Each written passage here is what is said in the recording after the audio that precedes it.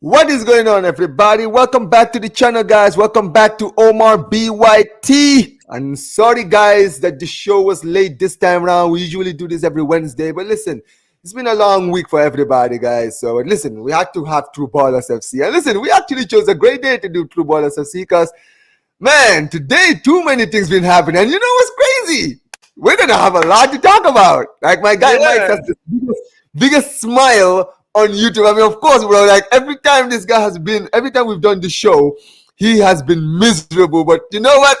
I have a feeling today is going to be an amazing show. He's going to be in a good mood today. And so is my guy Prime. I can't say the same for my guy in the bottom making his debut today, my guy Alfie. But listen, before we get started, guys, big up to you guys, man. Big up to you guys. Man, what a week, what a day. Want everything, man. Like, they wanted me to be positive. I'm gonna be positive today. I think people are gonna regret wanting me to be positive. I'm gonna be like, I'm gonna be fucking unbearable. Fucking unbearable. I don't care. This guy. I don't care, fam. We'll get to it later. Oh, we definitely will. Big up to my guy Prime, bro. What's going on with you, man? I saw you guys earlier today doing your thing, man. I was actually watching the video after after my watch along. My guy, what's going on with my guy Prime? He's can you hear me, Prime? I'm just loving life right now, bro. I can imagine, bro. It's been a great weekend. Hey, listen, everybody's having a good weekend apart from Alfie, man. Alfie, listen. Hey, talk to me, bro. How is? I mean, bro. I know we're gonna get into the game, obviously, but how are you doing, man? And good, great to have you here finally. Yeah, thank you for having me, Omar. I'm very grateful for the opportunity. I've actually had a good weekend so far, but unfortunately, because of the result, it's dampened that a bit. But I've had a good weekend. Yes, sir. Yes, sir. Big up to everybody here, guys. Make sure you guys smash the likes. Big up to you, Prime. Big ups to you every single time. Big up to Godfrey, man. Hey, man, long time no see, Godfrey. I hope you're doing good, man. Appreciate you, man. Appreciate you. Big up to my guy Dave. He says we go around the panel and say we won, sack your manager, and it counts as a win. Basically, he's talking to you, Alfie. Basically, This is gonna happen. Out. But listen, before we do get into that, I want to first of all obviously start with the woman that just literally finished. I know you guys watched it. I know you guys don't watch a lot of that. But you guys watch El Clasico. Come on. And yeah, man, we got the W. We absolutely battered Real Madrid again, giving 5 in their head top this time around. Right? That's 9 goals in 2 games for Hansi Flick against Real Madrid. Right? Absolutely putting them to the waters today, man. Like at the end of the day, man, I'm not gonna lie. Did you guys see the game? What do you guys think? I saw the goals. So like, because obviously I couldn't see the game. I was streaming like for the end of it, but there's no link on TV. I wanted to watch the game on TV, but no like channel I can watch it on. But I saw the goals, and I just think every time I see Barcelona scored, it's either Rafinha or Yamal. Like these guys are just inevitable. That front three of Yamal, Lewandowski, and Rafinha on the left under Flick. By the way, getting them like people. I know Rafinha was a good player at Leeds a few years ago, yeah, but I've said that ever since like Bielsa left Leeds, all these players downgraded when they moved to their clubs, etc. So to get the best out of Rafinha right now, like fair play. Lewandowski's still doing it at his age, and Lamine Yamal. I'm sorry, this guy plays like he's 10 years older than he actually is. Like I know I didn't watch the game today, but every time I've watched him, like this guy looks like an experienced player. I just hope he obviously he had a couple injuries. I hope he doesn't get overplayed and they manage his minutes properly because he feels like a throwback footballer for me. He feels like someone I actually enjoy watching. You know, not just someone that's just efficient, but he's like an old school player, right? Yeah, he's like an old school player. Like he's like I'm obvious. I'm not comparing him to the GOAT. That is Ronaldinho. Ronaldinho is like the GOAT, but you know those players that are just highlight reels. You feel me, right? Those players that you know what I mean. You just pay to just watch them, even if you don't score or assist. You just know they will just be around. They will just be a menace. But yeah, man. Listen, at the end of the day, Hansi Flick gets his first win, gets his first trophy, and big up to Dave. He says, "What phase is Hansi Flick in?" Like all of this Fuck's sake, phase, man. all of this stuff. Like which phase is he in? It's crazy, isn't it? Like For at God's the end of the sake, day, man. like no, but you get my point. At the end of the day, right? Yeah. Obviously, listen, we're talking about Madrid. We're talking about the El Clasico. We're talking about Arsenal. But here's the thing, right? Obviously, my team, everything's not great, not perfect at Barca, right? But one thing I've always said about this Barca team is you can see what Hansi Flick is basically building. You understand what I'm saying, right? You can tell, right? You can tell it's not the finished product because yes, guys like Rafinha this season, completely different player. I feel like we finally seen the best out of Rafinha, the best version of Rafinha this season, right? Lewandowski, I still think he's done out here. He had a great game today, but at the end of the day, he's still Lewandowski. He can still get you a goal. You understand what I'm saying, right? Facts. You think about players like what's his name? Yamal. Bro, Yamal is the crown, is the jewel in the crown, bro. This kid, he's the same age, I think, again. He's the same age as Wanyeri, guys. Let that sink in, guys. He's the same age as Ethan Wanyeri, bro. That's crazy, man. That's crazy. Like, bro, when you think about it that way, you start to realize just how insane this kid is, bro. Yeah. They were 12 in lockdown, fam. Bro, you just said it, man. Like, Oh my God. even the goal he scored today, bro. Even the goal he scored today. Look at the way he went through Rudiger, bro. Oh my God. No, And it's so difficult to get past Rudiger nowadays. Like it's been difficult. It like Rudiger's one of the defenders. Like everyone struggles against Rudiger. Like so. Like, I can't lie. Yamal's starting to get one of them finishes where it's like that's a Yamal finish, and he's got like 3 of them. He's got like 3 trademark finishes under his belt already, and this guy's like what, like 16, 17, 18, whatever. Like, bro, this kid is a proper wonder kid. And what I mean proper wonder kid, I mean there's a lot of like young players that come through, but they're just like in the right system they'll do well, sort of thing. But with Yamal, he's a proper throwback wonder kid where it's like he could be the system. You build the team around him. So and Barca's academy always produces someone. Bro, this is generational. The way, bro, our academy, I've already said it, man. No academy, there's no academy in the world that dishes out players there like we do. Like, think about it. Like, even players that do even La Masia's top. Bro, think about players that we let go of. Like, you can think about some of the players that we've let go of, right? Like, Cucurella is another player who is a La Masia graduate. He's at Chelsea right now, right?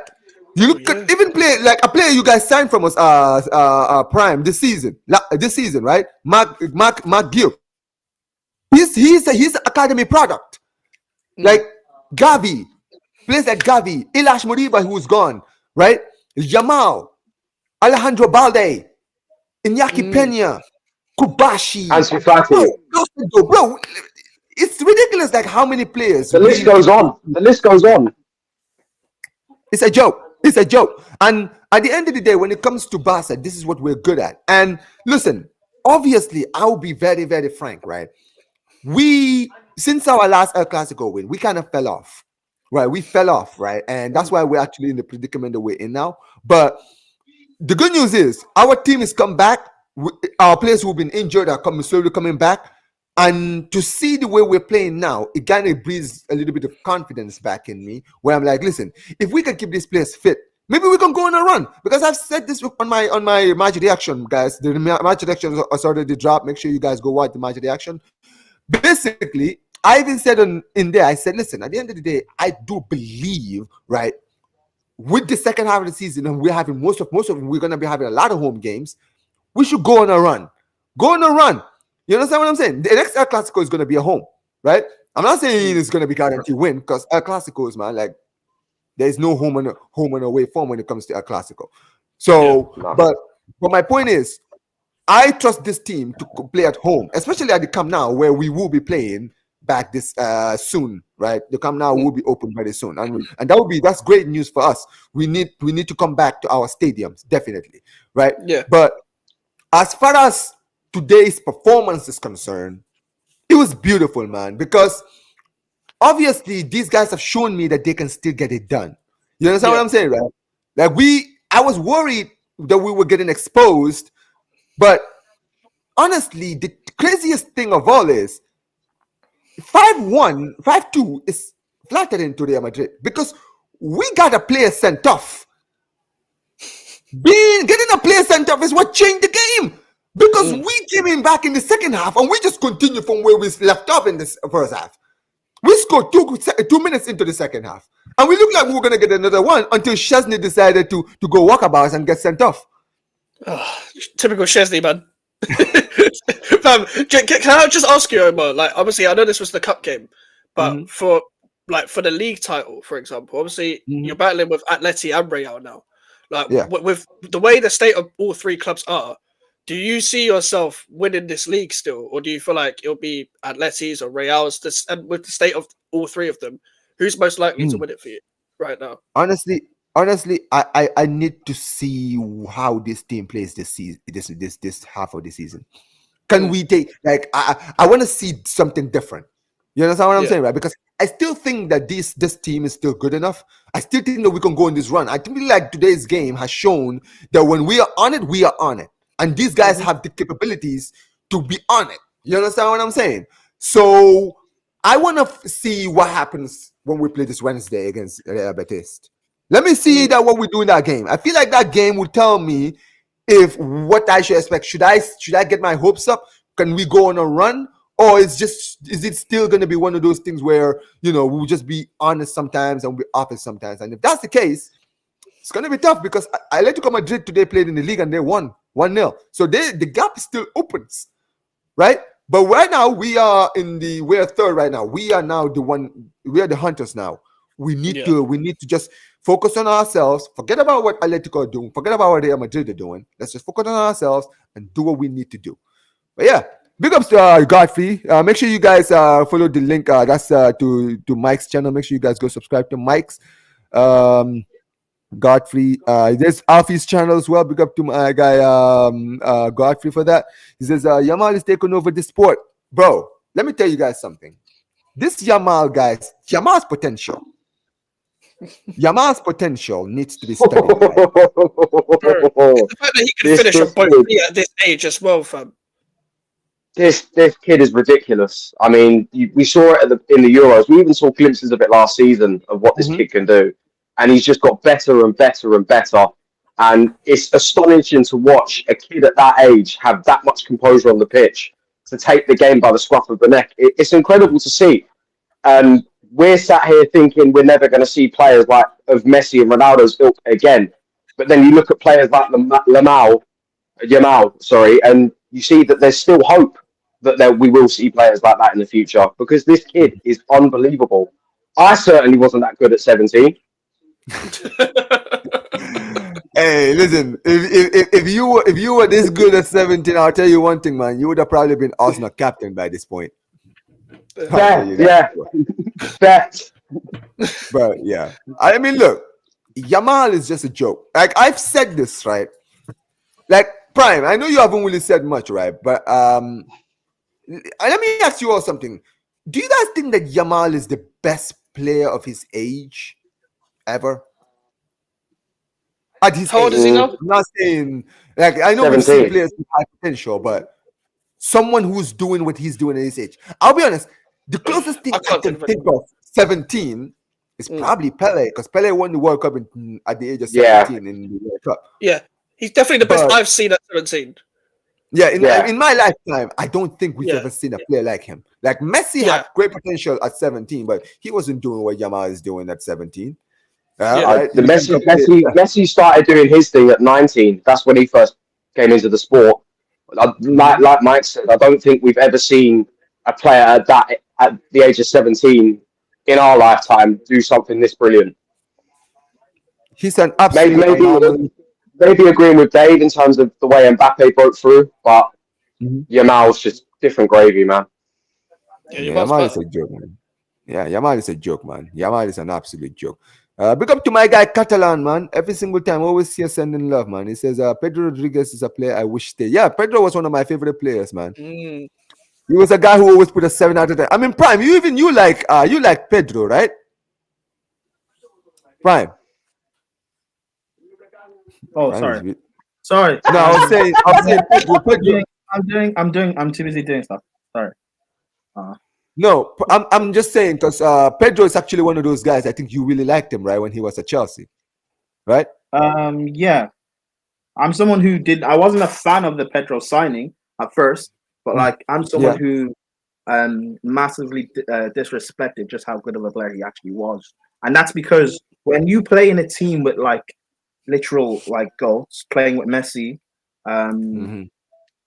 your ability actually gets like doesn't get recognized. Yeah. It happened a lot with Willian. Players like It happened a Sanchez. lot. Players It like happened a Sanchez. lot with Willian and Pedro at Chelsea. When Willian and Pedro were at Chelsea, because they were playing with Hazard, they got disrespected with just how good they actually are. Sanchez, same thing. We only saw how good Sanchez actually is when he went to Arsenal. David Villa. But yeah, Pedri's a good player. He just needs to stay fit. I don't think Gavi's on the same level of a Pedri.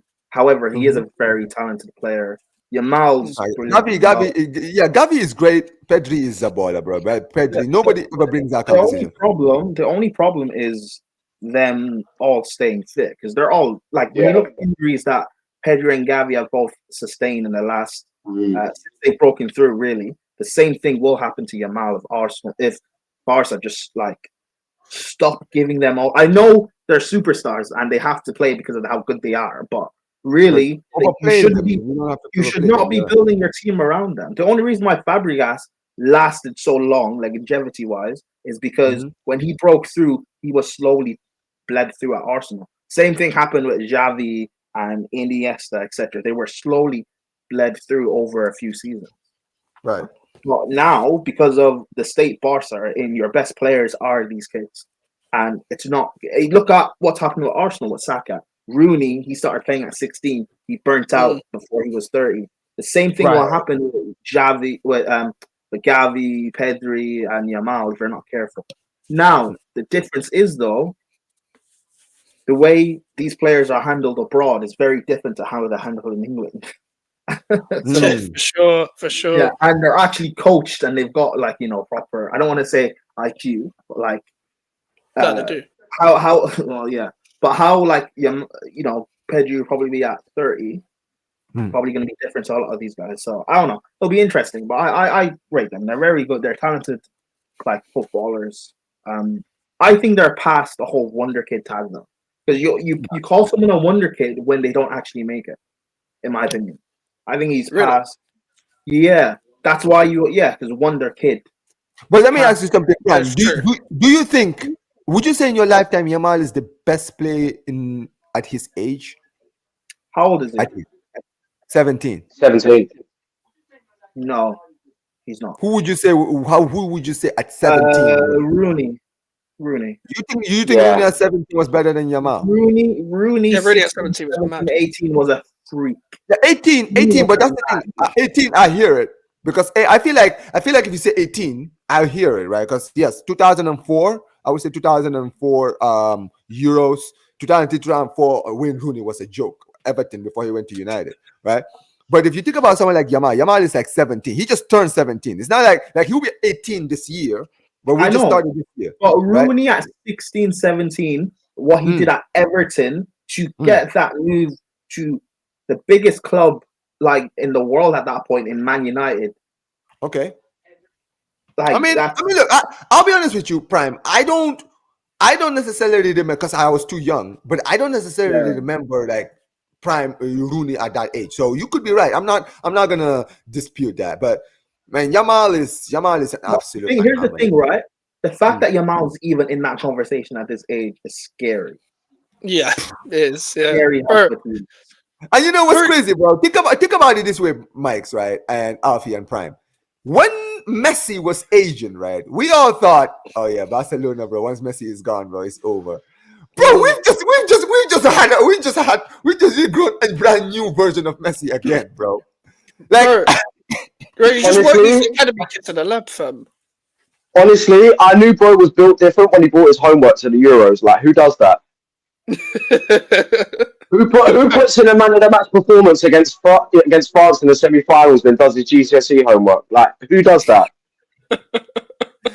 Bro, you too concentrated, fam. Do you know, speaking like El Clasico's, like the goal that sticks in my head the most, I know he scored some bangers in the Euros, but it was that right-footed finish against Real Madrid, the last El Clasico, fam. It was like the roof of the net, bro. Like, Oh my god! This guy can finish on both feet. Wait, was that the one where he said Calma? Was that the one where he said Calma to the Madrid fans? I think so. You know, Was it the 4-0? Are you talking about the 4-0? Yeah. The one at the Ballon earlier this year. Oh yeah. Bro, when he smacked it like with his right foot, I love it when footballers can finish with both feet. When they have the ability to, is like they don't like, oh cool, you've cut off my stronger foot lane as normal defenders would. I'm gonna go into my weaker foot. I've got something else in my locker. Like, I've got two things, so it's gonna be even harder to defend. I don't know. I can't name many people that nowadays in football as fullbacks will have the ability to lock Yamal up 1v1. There's not many. You can probably count them on one hand. I hear you. And he's 17. I mean, Reece James, if you could say that. That's what I'm saying. You can count them on one hand. That is a battle we haven't seen yet, man. Until we see it, man, we are not gonna be joking any. I've not seen Reece versus Mbappe, and we're never going to. Reece will never see. I think James would lock him up though. I think James would lock Mbappe up. He will. I mean, Reece James, man. Well, actually, the way Reece is right now, Mbappe just needs 1 foot race, and Reece is gone. I mean, yeah, if Reece James can stay fit, just like you mentioned, man, like, because that guy, bro, he can stay fit to stay his life. And the thing about Yamal is, right, he still hasn't, like, he's only been playing, what, 2 years? Bro, yeah. 2 years, basically. He still hasn't, he's still a kid. He still hasn't really learned anything yet. He doesn't have, like, in-game experience. This is prime. This is why I said, I'm telling you, this guy's potential is terrifying. Bro, because he is still growing, bro. He is still growing. I'm not talking about talent. Yamal probably won't get much better than this talent-wise. But I'm just talking about the in-game experience. That's my point. I have is crazy. It's insane. This is one hell of an apprenticeship. Yeah, bro. This Rooney comparison is actually perfect. The fact that we're talking about Rooney, because you know what I think Yamal's doing. When I remember I watched an old interview of Rooney saying that when he broke into Everton, he said he went into training and just said these players are crap. I think Yamal's saying this to the whole fucking footballing world, bruv. Yamal's like, bro, these guys ain't better than me. These guys ain't better than me. I'm just here to have fun. I'm gonna show everyone that's like nearly twice my age how it's weird. Rooney was built like a man at what 17, 18. Yamal still looks like a kid, bro. The guy's got braces, man. Bro, I know, right? That's the crazy thing about Yamal, bro. You know the thing with Rooney? Yeah, you just mentioned it. With Rooney, when I saw videos of like Rooney in 2004, when he was like slapping it in against Croatia and like Switzerland in the Euros, right? Bro, this brother looked like he was like 24, 25, bro. I swear he didn't look like a 19, 18-year-old. Right? and the maddest thing is, you look at Yamal, you're like, bro, you are a fresh baby-faced kid, bro, with braces, bro. How are you sitting here making grown, experienced 30-year-olds looking like inexperienced players, bro? Like, seriously. Like I said, man, this is one hell of an apprenticeship. Both Kubashi and Yamal at 17, bro. Oh. Bro. You got them for the next 10 years, fam. Kurbasi, I rate 15. That. Culture. 15 years. Forget it. It's 15 because think about it. Kubashi is gonna be what? 15 years. He'll be what? 32. Bro, Kurbasi is so cultured. He is so cultured, bro. I love that guy, man. He's so composed from the small games I've seen him. Like the guy just like I love it when like players break through and they're playing in central positions and they don't like fear anything. Like they're just playing composed. They're playing like nobody's pressing them when they're being pressed. Like, and that's what you get. Like, and that's the product of being in La Masia. That's the product of being in La Masia, fam. Like this academy's fucking ridiculous. This academy's been going on for about 20 plus years straight. I was just shooting out players, bro. I can't like in my lifetime alone. You can pretty much make a whole starting 11 of players that broke through in each position, and they will cook so many teams in their prime. The academy's ridiculous, bro. That's a ridiculous academy. This is why this is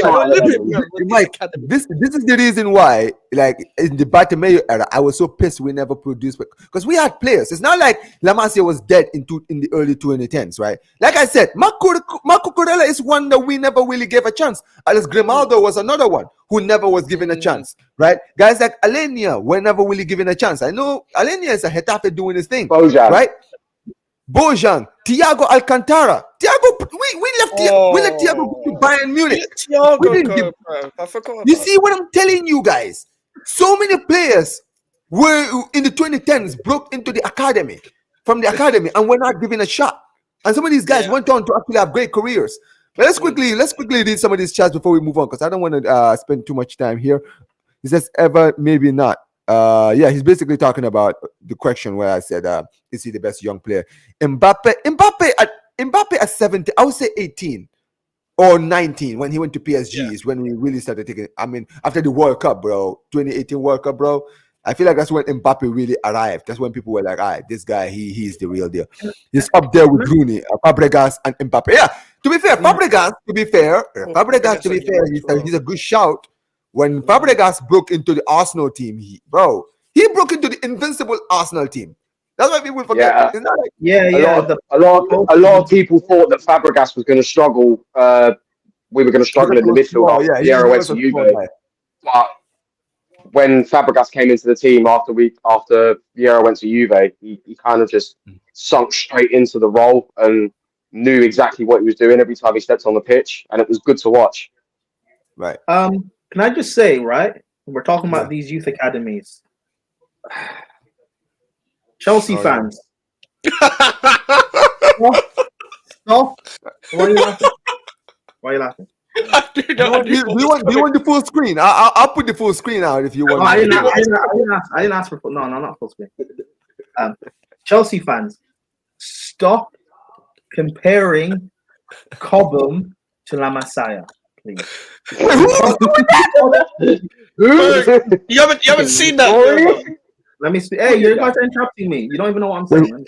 Okay, no. I want to hear this. I want to hear this because I haven't heard this. Please tell me. Comparing Cobham as saying one of the best youth academies around. It's not. It's ass. We produce a lot of players quantity-wise. Yes, we produce a lot of like Premier League players, a lot of good players. But in terms of talent level, we've only ever produced Reece James, and you could arguably say Christensen in terms of world-class talent. We are not Ajax. We are not La Masia. Stop it. La Cobham. We're not on that level. We're not producing a Pedri level midfield talent. What Mason Mount. We've never produced a Kerbasi level talent. Christensen is not on Kerbasi's level. I rate Tomori. He's not on that level. We've never produced a forward like Yamal. What? Tammy Abraham and them, man. Callum Hudson-Odoi, who can't beat a man. That's what we have. Bars. Who would you say recently? Honestly, Prime, who would you say out of your Cobham graduates, right? Would you say really had like a career that? Who would you say in recently? Tomori, Christensen. He's at Barcelona, doing well. What about? Yeah, but he's not. He hasn't played in 4 years. All right, I hear you. How old was Yamal at Santos? Elite talent. If you mean in terms of elite talent, like Reece James, I would say is like the world class talent that we produce. You could argue Christensen if you want. Maybe you could argue Tomori, but that's only three. The Chelsea fans were telling me Mason Mount is a regen of Lampard and Gerrard. What a smoking! That's what I had to hear, man. Gallagher, man. People comparing him to the likes of like what's in the Nangalan, Gundogan, and all them, man. Who? What a smoking! Mason Mount is KDB because they have the same haircut when he was at Arteta. Bro, this is the bullshit I had to endure from my family. Yeah. Sometimes, bro, you know what it is? Sometimes, Prime, you know what it is? Sometimes you just have to shut yourself out of it because it's just like, bro, I feel like you're gonna lose brain. You're gonna lose brain cells listening to some of these. Why I have a go at my fan base so much? I don't rate Cobham. There's a few players now that we're producing that I rate. I rate Josh Achimpong. I think Raksaki looks good, but then Chelsea fans will tell me that Tyreek George is a baller when the guy's not even better than Callum. What Callum was when he broke through, he's not better than that. And Callum was actually had ability, but he just had no decision making. George has no ability or decision making. But whatever. Let me not make it be a rant about. No, you good. But yeah, let's big up to Dave. He says, how old was Neymar when he was at Santos when he got into the Ballon d'Or? I think he was 19. What year was that? He was 19. What year was that? 2010, 2011? 2011, 2012. Yeah. So he was like 18, 19. Yeah. Hey, well, that's the era when we were linked with Neymar, fam. We was linked Bro, with Neymar. 2010, West Ham almost signed Neymar. Bro, under Avram Grant, bro, we would have killed his career, fam. Like, that was the same era. No, wait, it might have been a couple of years before that when Lewandowski was almost signing for Blackburn. Yeah, a couple of years before. What could have been, fam? And you know what's crazy? What's his name? Blackburn almost signed Zinedine Zidane in the 90s. Team Sherwood. Well, what's his name? Who was the man? Was that the year they won the league? Dalglish, was it Dalglish? Yeah, Dalglish said, why would we sign Zidane when we have Team Sherwood? Famous last word. What's an idiot? What's an idiot? And it's not, and you know what's crazy? It's not like Zidane wasn't even doing. Zidane, I think, was in the Europa League final with Juventus, right? Yeah, he was at Juventus. He was a small team. He was a Bordeaux, bro. Wait, so this was young Zidane. This was baby Zidane. He was young Zidane, exactly. He was like Zidane before he became a superstar, bro. You could have had Zidane and Shearer, fam. You could have had Zidane, Tim Sherwood, and Alan Shearer in the Blackburn team. Oh my god, bro! Don't say Tim Sherwood. Don't do that. Don't. Hey! Kenny Dalglish rated him. Front three of Tim Sherwood, Zidane, and Shearer. Bro. Yeah, Dave says Neymar joined Barca at 21. Yeah, he did in 2013. He was 21. He says, forget Yamal, Rafinha. We tried to sign Neymar in 2012, 2013. You did. You actually did. Yeah, that's true. We tried to sign him for 3 years straight before he went to Barca. I think when it comes to Barca, he was kind of he had his options and he chose Barca. You understand what I'm saying? In the end, Yeah. But says we go up to my guy Yunus. He says, forget Yamal. Rafinha looks like Prime Bill. I mean, to be fair, bro, the way he was running past Lucas Vasquez today, bro. Oh my God, Lucas Vasquez. Vasquez needs to pack it in, fam. He's done, bro. Bro, you know what's crazy, right? Prime, don't be surprised if you see that guy join West Ham, man. That is such a he screams like West Ham signing, bro. I Get the swear fuck to God. out here, bro. Get out here, man. I've already got a check version. He can go Arsenal, man. They need a serial winner. Hey, Vasquez left wing, bro. Hey, that'll cook, bro. Vasquez left. Imagine that, bro. Hey, man, listen. My guy Prime would be losing his mind. But I'm not gonna lie, bro. Yeah, Rafinha is balling out this season. Absolutely balling out. He says, big up to Stop Making Sense. Says Messi is quicker than Yamal. I mean, at 17 they were not the same. Sheik, my Don, every single time. Big up to Sheik. He says, I saw my mate the other day. He said to me he saw the white Rooney chant. It's the Rooney chant. The Rooney chant, the United fans thing. Oh, my bad. My bad. I mean, yeah, I don't. Yeah, Wayne Rooney was a gunman as a youngster. Absolutely. It says attacking masterclass from Barcelona. It says Godfrey. Yeah, man, absolute attacking masterclass. Catalan. Yeah, this one says, didn't he get into the Ballon d'Or when he was in Brazil? Yes, he did. I think he's like the first. Was he like the first player who wasn't playing in Europe who was nominated in the top 10 of the Ballon d'Or? Yeah. I think he was. Right? This was back when the Ballon d'Or meant something. By the way, this was back when that's my point. No, that's why. Yeah, that's always when actually like the Ballon d'Or. He ended up being on like the top 10 back when he was. At he did. That's why I said he was like the first player who wasn't playing in Europe that were actually in the top 10, which is insane, bro. That is insane. Top 10. That must be since Pele. Yeah. No, Pele was never. The Ballon d'Or wasn't really because Ballon d'Or back in the day when Pele was playing, it was only Europe. It was like the only European players who. Yeah, I know, but Pele won the Ballon d'Or, though, right? No, he was given an honorary Ballon d'Or. He never actually won one. Yes. Okay. Yeah, he was honored one, which is ridiculous, bro. Like, think about like some of the players, right? If they actually made the Ballon d'Or world thing, guys like Pele, Maradona, bro. Maradona would have probably won like 3 or 4 Ballon d'Ors. Guys like Platini and those guys were winning the Ballon d'Or. Like Van Basten was winning the Ballon d'Or and all of them. I mean, those guys are great. Don't get it twisted. Those guys were great. But I'm telling you, if the Ballon d'Or was for everybody, bro, they are now guys like Van Basten are now winning the Ballon d'Or over Maradona. Especially in 86, 87, when he was like winning the World Cup and the Serie A with Napoli, when Napoli were not even good at the time. Like, think about Pele. Pele would have probably had like 5 Ballon d'Ors or something crazy like that with what he was doing with Brazil in like 5-6 years. You understand what I'm saying? But it says, big up to Stop Maker says that was a spectacle from Yamal. No one thought he had it in his bag. Absolutely. I'm gonna quickly run through this chat because I do want to move on. A lot of people are sending a lot of chats, man, and this chat is really active. Big up to you guys. It says, yeah, he was top. He got top 3 in Santos. Top 3. Is that true? Yeah, I think it is. He finished top 3. Messi, No, I think Messi it is, Ronaldo, yeah. Neymar when he was. Wait. This was hold back on. when. This was back when. This was back when Messi and Ronaldo were going band for Ballon d'Ors. Yeah, did he finish top 3 when he was at Santos? I believe he did. It might be 2012. It might be 2012 that he did it. I think Messi won it, right? And Uh-uh. Ronaldo finished second. Was it true? Get out of here. Fran's reaction is actually telling me. Is that true, bro? Check it. What's that? I'm trying to find the list of. 2012 Ballon d'Or. 2012, Iniesta finished 3rd. Okay, there we go. Yeah, that's what I thought. He was in the top 10.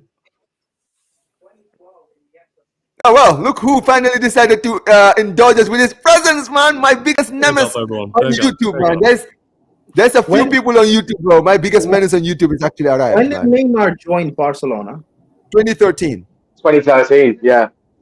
Yep. Okay. Hold on. Okay. I actually forgot to mention this. Icardi is from La Masia as well. Oh my Jesus Christ. Producing everyone, fam. Bro, what's going on? Like, I'm forgetting players that actually played for Giovanni Dos Santos. Yeah, he was a gunman like when he was coming up, but that's how you know. That's how you know the magnitude of how many players that Barcelona have brought through the system. Like when you're even forgetting players that have come through, like that just shows how big La Masia is. Yeah. Hey, big up to my guy King. King says, big up to the whole panel. It has been a sensational day. It's always good when one of your it's always good to be one of your biggest rivals. I think he says beat one of your biggest rivals. But hey, listen, we're actually getting into that next. Says Kaka almost joined City. That's true. In 2008, I think they bid 100 million and they rejected it, and they went to Madrid the following season. That was the same season they got Robinho. It's got some green steroids. It says Pele is a fraud. Garincha is better than him. I mean, Garincha was a great player, bro. But yeah. But yeah, listen. Let's now go. Let's leave Spain now. I mean, we've had our fun. Neymar's crazy. So in 2011, he finished 10th when he was at Santos, and in 2012, he finished 13 at Santos. Crazy. What? Jesus. So he finished in the top 20 2 times before he even came to Europe. Bro, that's how you know he was talented. Right?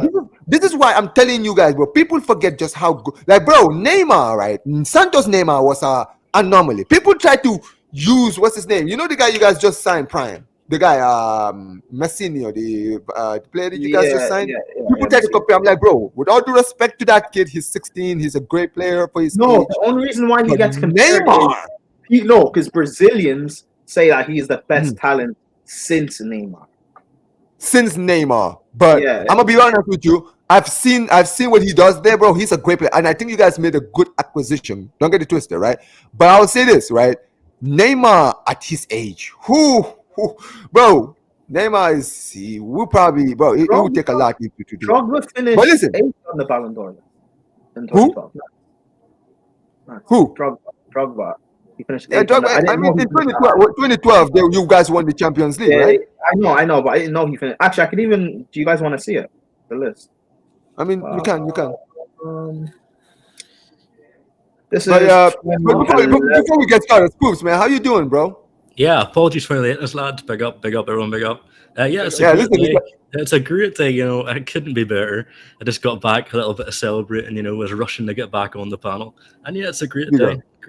Hey, listen, I mean, to be there, Spoops is a part of the panel, but this is actually the first time he's making his debut. Like, a lot of stuff has been in the way, but finally glad to have you. And listen, you came at the perfect day, like you said, man. It's a great day. We're actually going to be segueing to your point, but let's actually quickly take a look at this. Yeah, so this is 2011.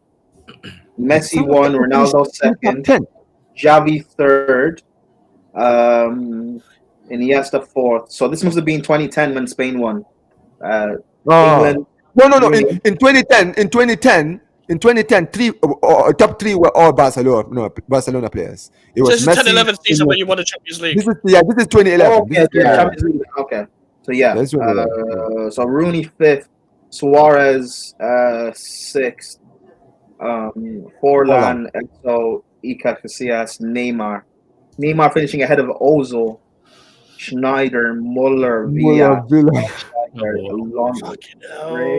company. Neymar was good a joke. company. Neymar was a joke. Neymar was an absolute joke. He was an absolute joke. And this is 2012, right? Messi won, Ronaldo, Iniesta, Xavi, Falcao, Casillas, Pirlo, Drogba, Van Persie. That's when United won the league. I don't think we can. I don't see it. Unfortunately, Neymar, 2013, Neymar. I hear it, but listen, I do want to quickly move on, guys, because like I said, we've spent so much. This is actually the longest we've spent talking about Spanish football in the Football FC. So let's go back to England, guys. Barca won. It's because Barca won. When you guys were losing, you didn't want to speak on that. Yeah, that's true. Yeah. Listen, it's not my fault you guys don't watch enough La Liga games. If you watch La Liga games, then you wait. I was streaming. No, Omar, I wanted to ask about Barca. You said we'll speak last time on the show. You said okay, fine. All right, fine. If we lose, we're playing on Wednesday, right? I think the next episode of True Ballers FC is on Wednesday. We're playing on Wednesday. You understand what I'm saying? Oh wait, should we? Yeah. So yeah, we're playing on Wednesday. If anything happens, I'll be more than happy to talk about it. We play Wednesday as well. We've got Spurs. No flood. It's gonna be a great. It's gonna be a great stream. It's gonna be a great stream. But listen, speaking of Arsenal, let's quickly move on. Segue to Arsenal, man. Obviously, today we saw the FA Cup, right? Yep. It's been an interesting week for Arsenal fans. It started in the game against Newcastle in the Carabao Cup. Funny enough, I actually predicted that you guys were going to lose that game because I thought, these guys, they can create to score goals for nothing without Saka. And I was right. Somehow they managed to screw it up and actually lose at home, right? And I was in, what's his name? I was on the football terrace and I was being told to not talk about Arsenal Football Club because I don't know Arsenal Football Club struggles. Yeah. Omar, stop speaking about Arsenal, man. Relax. Yeah.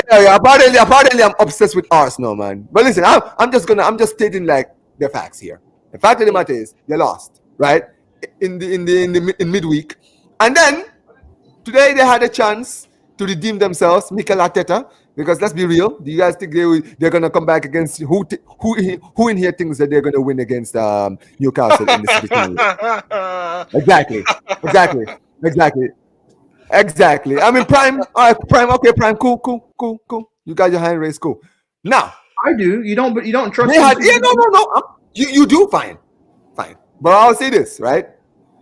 They had a chance today to redeem themselves because one trophy is basically halfway gone. 80% gone. You understand what I'm saying, right? They say never saying. That's why I'm not saying it's 100% gone. I'm saying 80%, right? Because it's gonna be a long climb for them. But basically, the trophy is almost gone in the Carabao Cup. The league is not looking good. Champions League, we're going to talk about that. They had a chance today in the FA Cup to redeem themselves, Arteta, to go for a trophy this season. And classic Arteta, man. Another trophy bites the dust. But Arsenal won, Manchester United won, and Manchester United winning on pens. Which one of you wants to start, Spoops or Alfie? Which one of you wants to start? Let's start with the winner, Spoops. Let's go. Look, I was on other panels predicting a draw and us to beat them in penalties. I was on Sunshines, I was on Sheiks. This is what I expected. I didn't expect Arsenal to be so bad. Now, I'll tell you why I thought they were bad. I don't know what it is about Arsenal this season where there's no... You remember last season, Arsenal, when they were packing teams and scoring at will? This season, I just don't see it. Is Arteta telling them to do this pass back and pass, like trying to be like Pep? I don't understand. I want that United to stay in the game, not capitulate, which I thought we were when Dallo got sent off, looking a bit scary there. But it's the players should fight. That's what I wanted. That's all I wanted. Because I think if you ask any United fan, are their players good enough? I think most United fans will tell you our players aren't good enough. But if you show a bit of passion, a bit of effort, who knows what can happen? And look, a lot of people shit on Garnacho, and what did he come out and do today? Oh, here we go. The Garnacho fanboy. Let's go. Yeah, I'm just saying, he came on, he got an assist, A lot of people thought he was gonna, waste the opportunity, because SB really does do that a lot. But no, and it was a great finish from Fernandes. And I like the defense. I like the way we set up. I like the structure. As long as you make like a team like Arsenal, don't make it easy for them to score. Just be as stubborn as possible at the back, and that's what we done. It's really simple. And we were counter-attacking them. Big up Gabriel for that, losing the ball. And I really liked it, and I can't complain. Of course, I can sit and pinpoint out players from United that maybe didn't play the best, but I'm not gonna do that. I just want to celebrate. Big up Amarim, my manager, and that's it. That's it. Yeah, man. Amarim today definitely did his thing today. I'll be honest, Spoops, to be fair, I predicted that you guys were going to win. I thought you guys were going to win 2-1. You understand what I'm saying, right? And you guys started well the second half. When you got the goal, I was like, my prediction is actually going to go according to plan, right? Yeah. And to be fair, I did say Arsenal would score, because I was like, Arsenal will find a way to score. It's going to be just one of those goals where you're just like, bro, how did they even score that? You feel me, right? Because run on the play, and then just like that, they scored, right? And the crazy thing is, they had a chance to win it. Odegaard had a penalty. Like, bro, you guys beat them with 10 men. With 10 men, guys. Let's be clear. If that was 11 against 11, I think United were winning that game. Alfie, talk to me, bro. Talk to me, Alfie. Honestly, I said it after the Newcastle game. I wanted him gone, and I feel like that's been justified now. I don't think I can put it into any other words apart from it was a piss poor performance. It looked like a team that was going through the motions, and regardless of the red card or the penalty, there was no VAR, so you're going to get those controversial decisions. But we should have done a lot more with the chances we were given. We had chance after chance after chance. Havertz missed 2 sitters. Odegaard missing a penalty. I don't think I saw him do anything apart from flick his hair back and forth. We were wearing a cursed kit. I said in my match review, funnily enough, we're wearing a kit that's meant to stop knife crime, and knife crime's got progressively worse, but that's by the by. We were dreadful today, and the performance was indicatory of that. I said we were going to lose before the game, and Max can back me up on this. We were dreadful, and I want him gone. I don't care whether you chuck him out the front door or whether you smash him through a window. I want this sangria spastic out of my club now. Damn. Hey, well spoken. I'm going to be very honest. Is anyone really surprised in the panel? No. Because this is the thing, Prime. I mean, Mike's. We kind of knew this. We knew this season was coming, right? Obviously, Arsenal fans, some Arsenal fans, the optimistic Arsenal fans, sitting there trying to, tell us, how this season is going to be different, trying to give us like a laundry list of like reasons why, and we're just sitting there like, no. Yeah, it's like watching a sped ed class pretty much in a football pitch. That's what it's pretty much like. The reason why I say that is because starting from their walkout songs to their opinions online, like it all becomes through an atmosphere in itself. Like, what do we always have? It's this ongoing cycle with Arsenal where before the season, very confident, even though they do fuck all in the transfer window. It just feels like this is going to be our year. They are New Year's resolution merchants at the start of the season. This is my year. No, you're still fat. You're not going to the gym. You're still single, still sweaty, still stink of BO. And you haven't done anything to solve that. You still haven't discovered your shower since 2019. That's Arsenal. That is Arsenal in a nutshell. Like, they are New Year's resolution merchants. This is my year. This is my season. We're going to win the league this season. But it feels like you're progressively getting worse with the work you did 2 years ago. Now, I want to put this out there. Yeah, we've talked about style of play a lot when it comes to Arsenal's approach. And we talked about how Arsenal fans have backed their defence up as being one of the best defences in the world. No doubt that Gabriel and Saliba have been fantastic, and they're like in the top 5 Arsenal players. Cool. And Saliba could lead to go Real Madrid, whatever. But if they were so good, why isn't Arteta playing on the front foot to put them higher up the pitch to get the best out of their attackers and buy better attackers? Because surely if they're that good in defence, they can defend higher up the pitch. Now, here's my thing. Saliba and Gabriel, it's very rare that you're going to get past them. Very, very rare you're going to get past them. However, down the channels, when they've been taken so far out wide, can they defend high up the pitch like a Van Dijk can? Can they go to that next level where if you're actually playing on the front foot, you're playing through the lines, etc., and the team is trying to hit you on the counter? How many times have we seen that where them two have fucked it up? We saw it against Newcastle, yeah? What's happened to Saliba's aerial duels? Like Saliba jump. You can't just be 6'4" and expect to win every header jump. Like, no matter how tall you are, jump, bro. Van Dijk jumps. You got to leap. Like, Isak is just your height as well. He targeted you.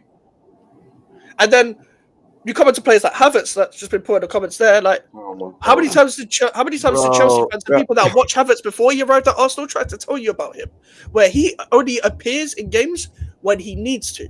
And what people aren't talking enough about that miss, I swear he handballed it to control it, and then he missed anyway. He tried to fucking cheat.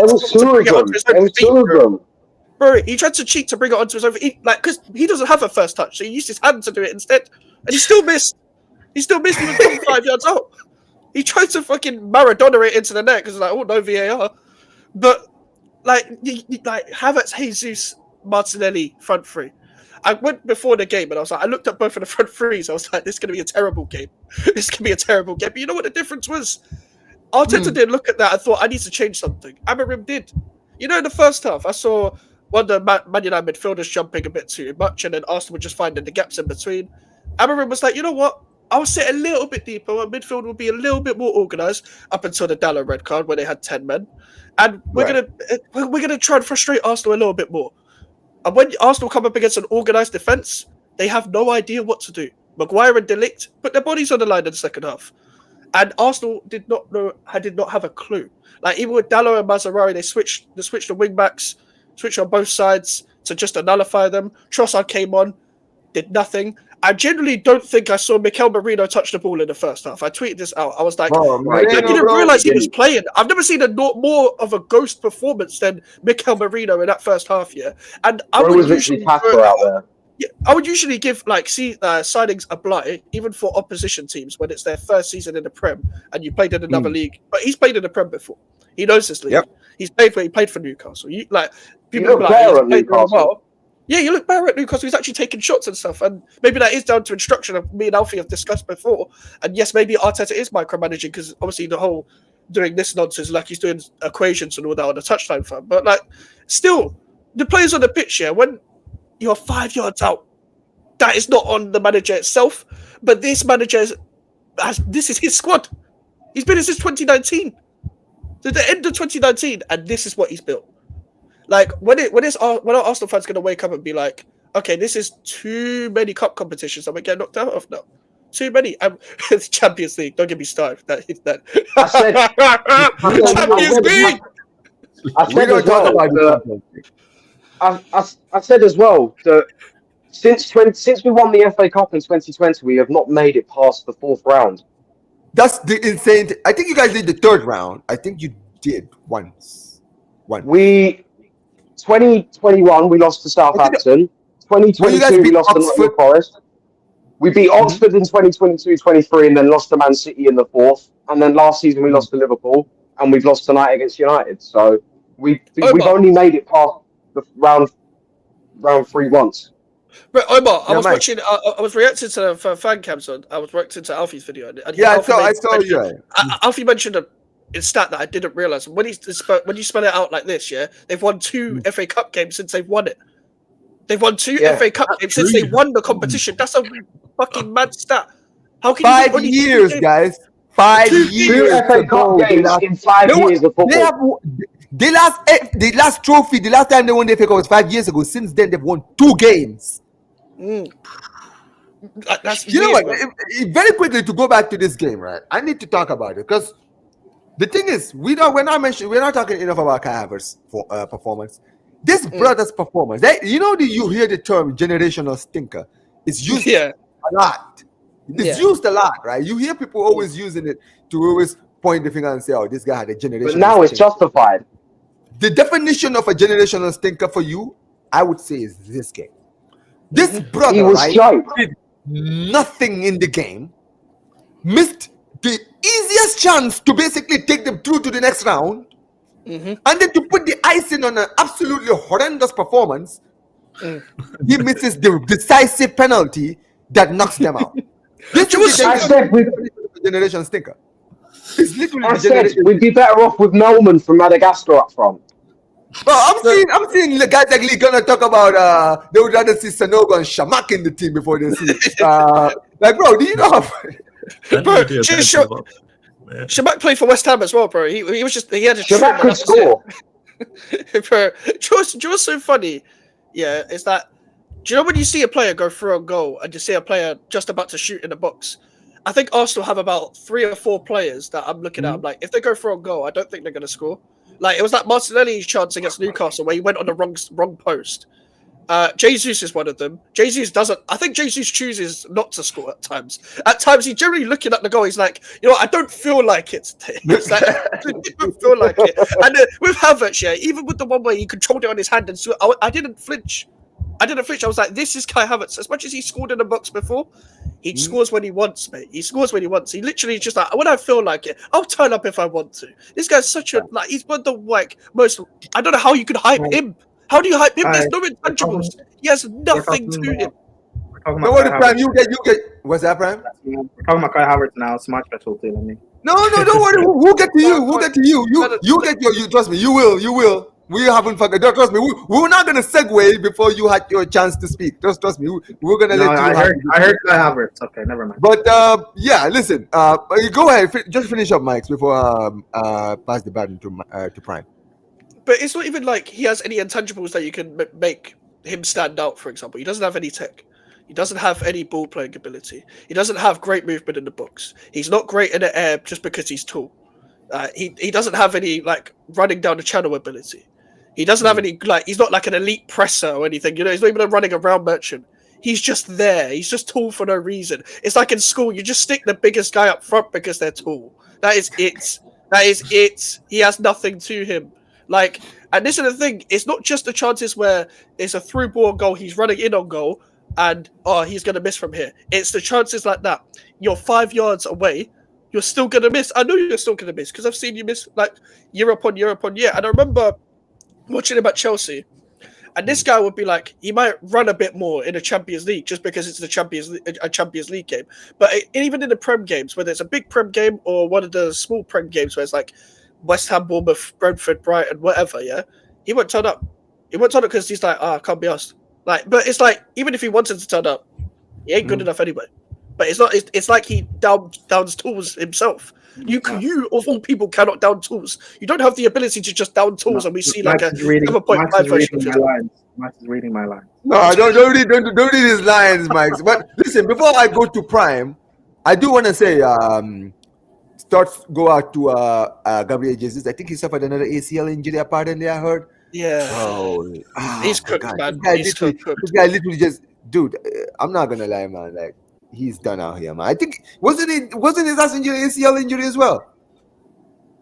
So he's just, I don't think so, but if he suffered the ACL, my days. Anyway, but Arsenal, another injury in the bag, guys. Another injury in the bag. Just to add, but don't worry.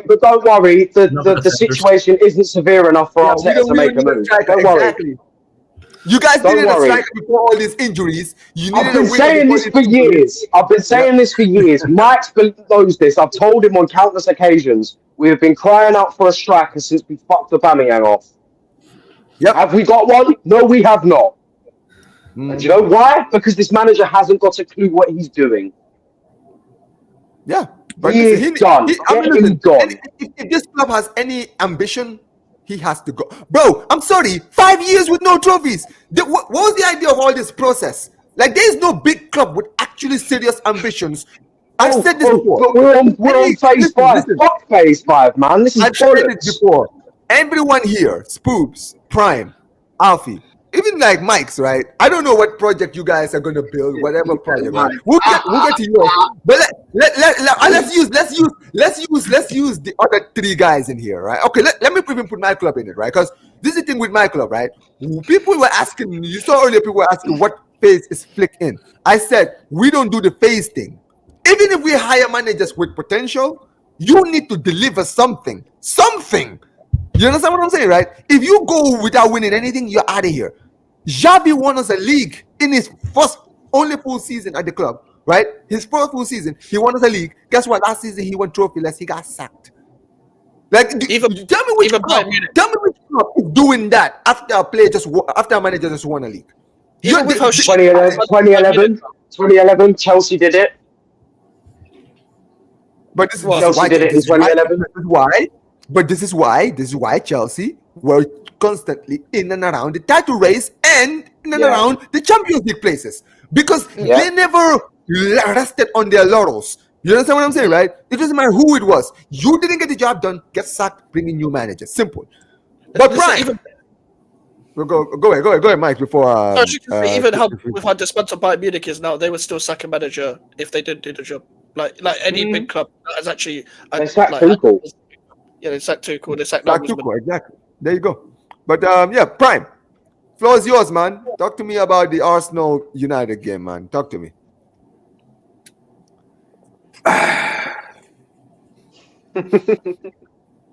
Taking his time, bro. I woke up for this game when it was an extra time, so I missed like a lot of 90 minutes and stuff. You didn't miss much. Oh no. Well, Mike, Alfie, don't spoil it. We'll get to that. I woke up. Took a shower and that. Went on Lewis's watch along, and I saw that it was 1-1 in extra time. I asked what's been going on, and they replied, Havertz has 2 big chances missed. Odegaard missed a penalty. Odegaard missed a penalty, even though Jorginho was on the field. Why the fuck did we let him take it?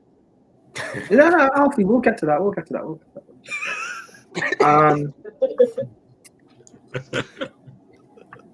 I predicted United to win this game 3-1.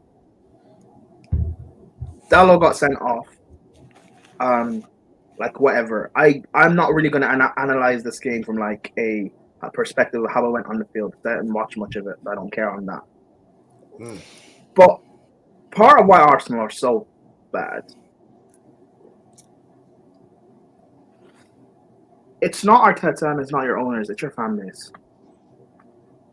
If you guys truly cared about your club instead of just caring about your own agendas and trying to seem like I'm the better fan or I've got the better opinion and this guy doesn't know what he's talking about, that person doesn't know what they're talking about, you'd probably be in a better place. And that's where you guys were 2 seasons ago when you guys were doing well and you were top for so long. I remember saying back in October that the main reason why Arsenal are so good is because of how positive things are around your club. But notice that I think you guys drew against West Ham, your fans started booing and leaving the game, and then Saliba got injured, but then you guys crumbled and you lost the league that season. You went in positive last season, right? Without even making much, doing much transfers. Well, I say much transfers. Spent 100 million on Declan Rice. Everyone knows I rate Declan Rice. I think he's a world-class ball winner. But when you play him as an 8, as a 10, as a box crasher, you start to see his limitations. When you play Declan Rice as your ball player, you start to see his limitations. He is not good on the ball. He does not dictate the tempo of play. Whenever he faces elite level midfields, he needs someone next to him to play on the ball. When Southgate said we need Calvin Phillips, people laugh. But that's because Calvin Phillips can actually play on the ball. That's why he works well with Declan Rice. Why did you do that, Mike? You're throwing off. He doesn't like Calvin Phillips, man. Come on, man. That's why he works well with Declan Rice. You spent 65 million on Kai Havertz. And you know what's funny that no one mentions? Arteta wanted Mason Mount first. The only reason why you guys got Havertz is Mount went to Man United. That deal was done months ago. So right now you got and that actually makes so much sense because he signed Havertz to play as a left 8. Mount plays in midfield as an 8. So that actually makes sense why you wanted Mason Mount. So you sign Mount to play as an 8. By the way, you know the other previous manager who's played Havertz as an 8? Frank Lampard. There you go. As a little tidbit. So you sign him as an 8. That doesn't work for a few months. Then you decide to throw him back up top. Havertz scores a few goals, scores a couple of goals against Chelsea. We're singing Waka Waka, 65 million down the drain. Kai Havertz scores again. Everyone's cheering. Everyone's loving it, right? You're all loving it. You don't win the league in a second. Cool. 7 points above Liverpool. Fine. Liverpool are shit. They're going to fall off. But no one can beat Pep, guys. No one can beat Pep. Cool. You go into the summer. You need a striker. You guys want Gyökeres. You want Osimhen. You want Isak. But Kai Havertz is the second best striker in the league behind Haaland, though. And Gyökeres is not better than Haaland. Isak is not better than Haaland. Osimhen's not better than Haaland. Havertz isn't better than Haaland. But yet you guys want these guys who are not better than Haaland to replace Havertz, who's also not better than Haaland. That doesn't make sense to me. But whatever. You guys spend that money on Calafiori. I remember saying on Flawless's channel, Calafiori is actually a good player, but you don't need him. And Flawless and Jez were trying to do the whole, you know what Flawless and Jez are like? They're trying to do the whole devil's advocate to make their Bro, let me tell you something about Calafiori. I've said this before the Euros, none of these people. I know, but that's Calafiori. Let me land. Yeah, go ahead. Flawless, you know what Flawless is like? He's yeah. And Jez works for Flawless. They're trying to sell Kool-Aid, and I'm actually trying to be like, honest and be like, you don't need Calafiori. Use that money to spend on an actual left winger, because Arteta wants to play with inside forwards. Fine. Still play the same way, but get better players in those positions. No, you're trying to do the whole Kool-Aid thing. Calafiori is a good player. We're now seeing that Mazou Skelly is better than Calafiori at left back, but whatever. I mean, Calafiori is not even a left back. Let's be real. Mazou Skelly is not a left back. I don't care. Not an excuse. Because Chelsea doesn't get those excuses. Man United doesn't get those excuses. So I'm not giving it to Arsenal. I'm not making excuses. I know because Alfie, you're one of the good ones. You guys then spend that money on Mikel Moreno. The guy signs and he basically says that the whole, it's like a team full of basketball players because of how tall everyone else is.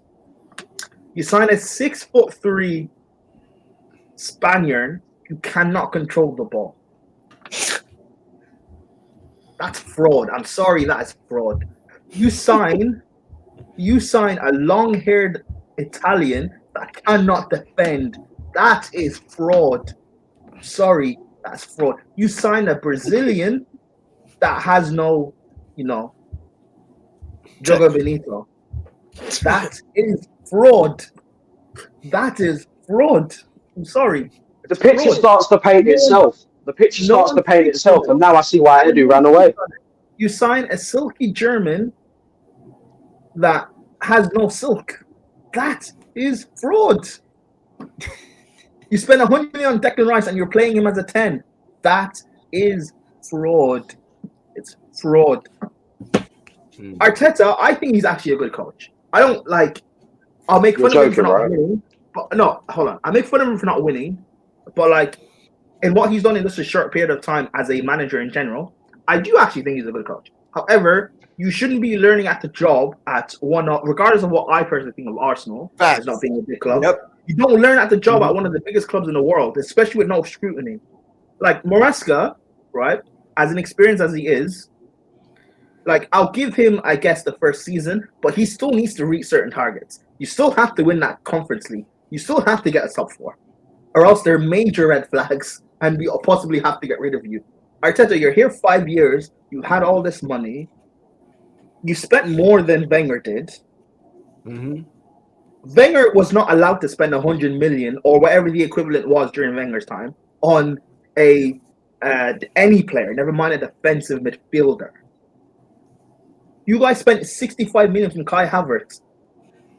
Chelsea fans were telling you the guy's not good. He's not good at anything. Guy can't pass, doesn't have a first touch, can't shoot, can barely head the ball, yet he's 6'4", can't do anything. Except he loves donkeys, so that's why we call him a donkey. He also plays like a donkey, ironically enough. Like, you sign all these centre-backs to play right back, left back, DM, left 8, right 8. Thomas Partey, you play him on the wing when he should be in a wing. Your best left back. Okay, it took you guys a while. Oh my god. It took you guys a while. Okay, catch up, guys. So Tierney is solely your best left back, and you're not playing him.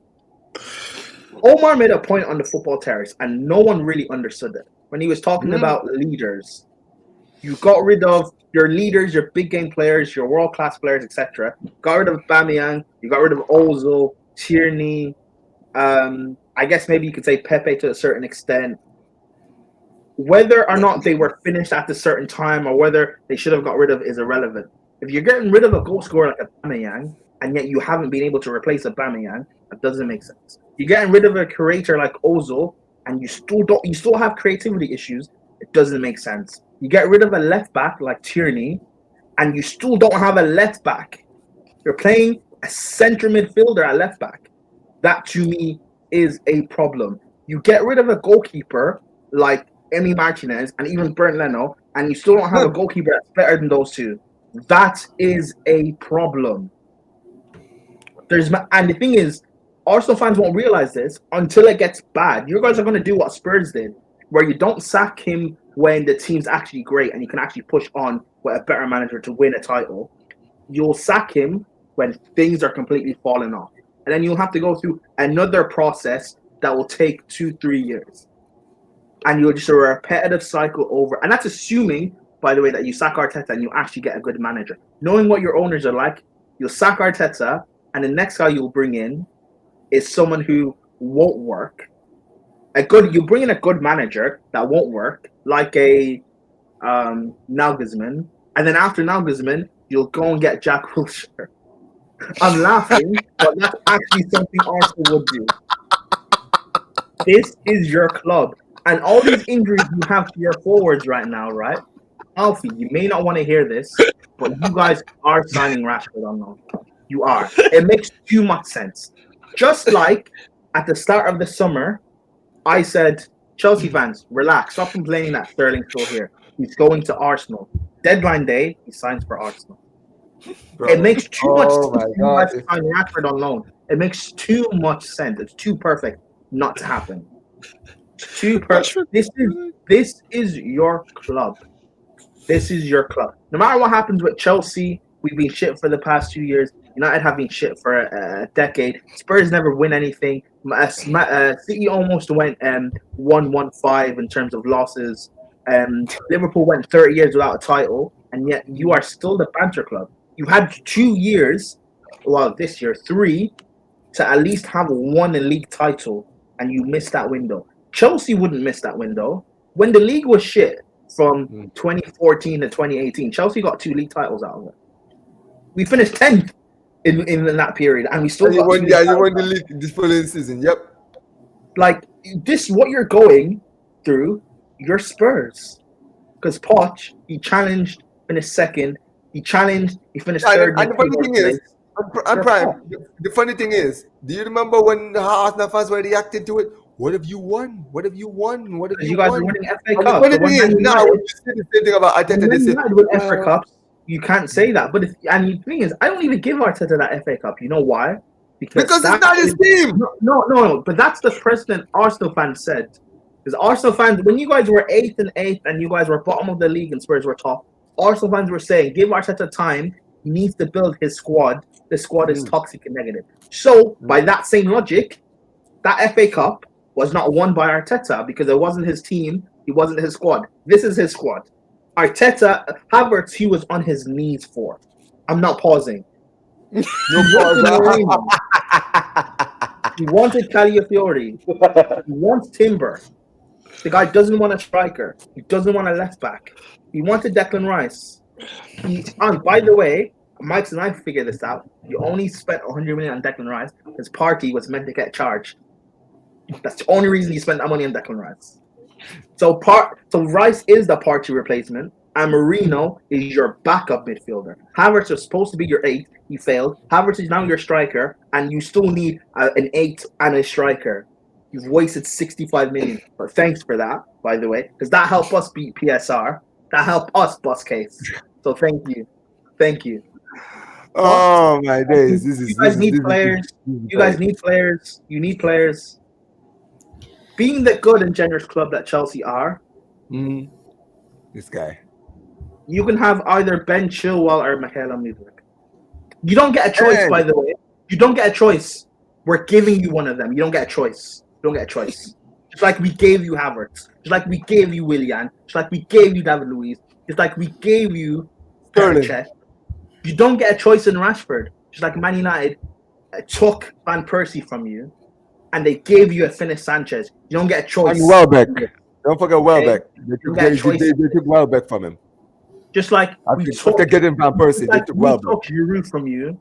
Just like you had a choice to sign Fabregas, and Wenger decided, no, I've got Santi Cazorla. You don't get a choice. Quickly, Prime. Just to add to that point, right? Think about a midfield. If they had a midfield of Ozil, Fabregas, and Santi Cazorla, bro, that would have been literally the best midfield in the league, and it's not even close. The production that front line would have been getting, bro. Bro, Arsenal. This is why it's hard to feel bad for Arteta, for Wenger sometimes, bro. Since what, 2010 maybe? So for 15 years, have you guys noticed Arsenal have always been like a position or two away from winning something? Yeah, and they always mess it up. You're right. They are. Remember when you guys signed Petr? Always the bridesmaid. Always the bridesmaid. Yeah, this season you guys signed Petr. You guys were like a center back and a striker away from winning something. Now you guys are a striker, a left winger, a left-sided 8, a manager. You guys are a manager. And the funny thing is, Prime, when they were challenging for the league those 2 seasons, right? You could look at that team and say they are 120 goal a season striker away from winning the league, and they didn't go out and actually deal with it. What's funny with all of this is, like, as much as I laugh, I look at your squad, like individual-wise, probably not. But as a whole, I actually do rate it. I think you guys can win the league if you had a better manager. Slot has played most of this season with Kelleher in goal, Trent, who cannot defend, Van Dijk, that people will say is washed, Robertson, who is actually washed. He does not have a defensive midfielder, and his forward line consists of Jota doesn't stay fit, and Darwin Nunez. And yet he's top of the league, 6 points clear. Insane. But yeah, let's read some of these comments before we move to the other segment. I'll turn off the stove. I'm not done, but I'll turn off the stove. Oh man, I know, man. Like, listen, if I let you cook, we're gonna be here for 2 hours, bro. I know you, man. Like, I know you got a lot in your heart, man. But yeah, it says, "Big up to start making sense." Actually, I'll say this final thing, right? Yeah. This guy, he's taking his time. What I want to say, Arsenal fans that defend Arteta or defend this thing that's going on. I know it's gonna hurt. I know. Drop your pride and admit Lee Gunner was right. I've already done it. No, but Alfie, you've always been on this thought process, so you don't count. Yeah. So I'm out of it. Cool. Yeah. You've already spoken to me. Certain people I'm thinking about, but I'm not going to name because it is what it is. Yeah, we will not name names here because we're not going to give them clout. It's not that deep. It's really not that deep. Lee Gunner was right. It is what it is. Because everything you guys are saying now about criticizing your team, you guys will go into the summer. You guys will get linked to Isaac for 115 mil for the whole window. You'll get gassed, and then you'll end up signing Rashford permanently. There you go. That's what Arsenal do. That's why when I was on Tony's stream, and you know what's funny? That's why every season we sit here every season And when all the fans, when this other fans are looking around and nobody's taking them seriously, they say, why is no one taking us seriously? How the hell are we supposed to take you seriously when you're going out signing these players? And the thing is, I was on Tony's stream 2 weeks ago talking about this, and he was like, well, Liverpool will fall off, Slot will get humbled in the Prem, etc. Liverpool won't sign anyone. And as much as I agree they won't sign players and they'll still drop points, Arsenal won't do what's required to capitalize. You've not spent in January on quality for the last 2 years. 2 years ago, when you guys were clear on top, CE were finished, is what Arsenal fans were telling me. You guys could have signed Caicedo for 75 million. Chelsea signed him in summer for what, 110? You guys signed Declan Rice. We know who the better signing was. Thanks, guys. Yeah, let's quickly read these comments, guys, to move to the next. Mike's is falling in the money. Yeah.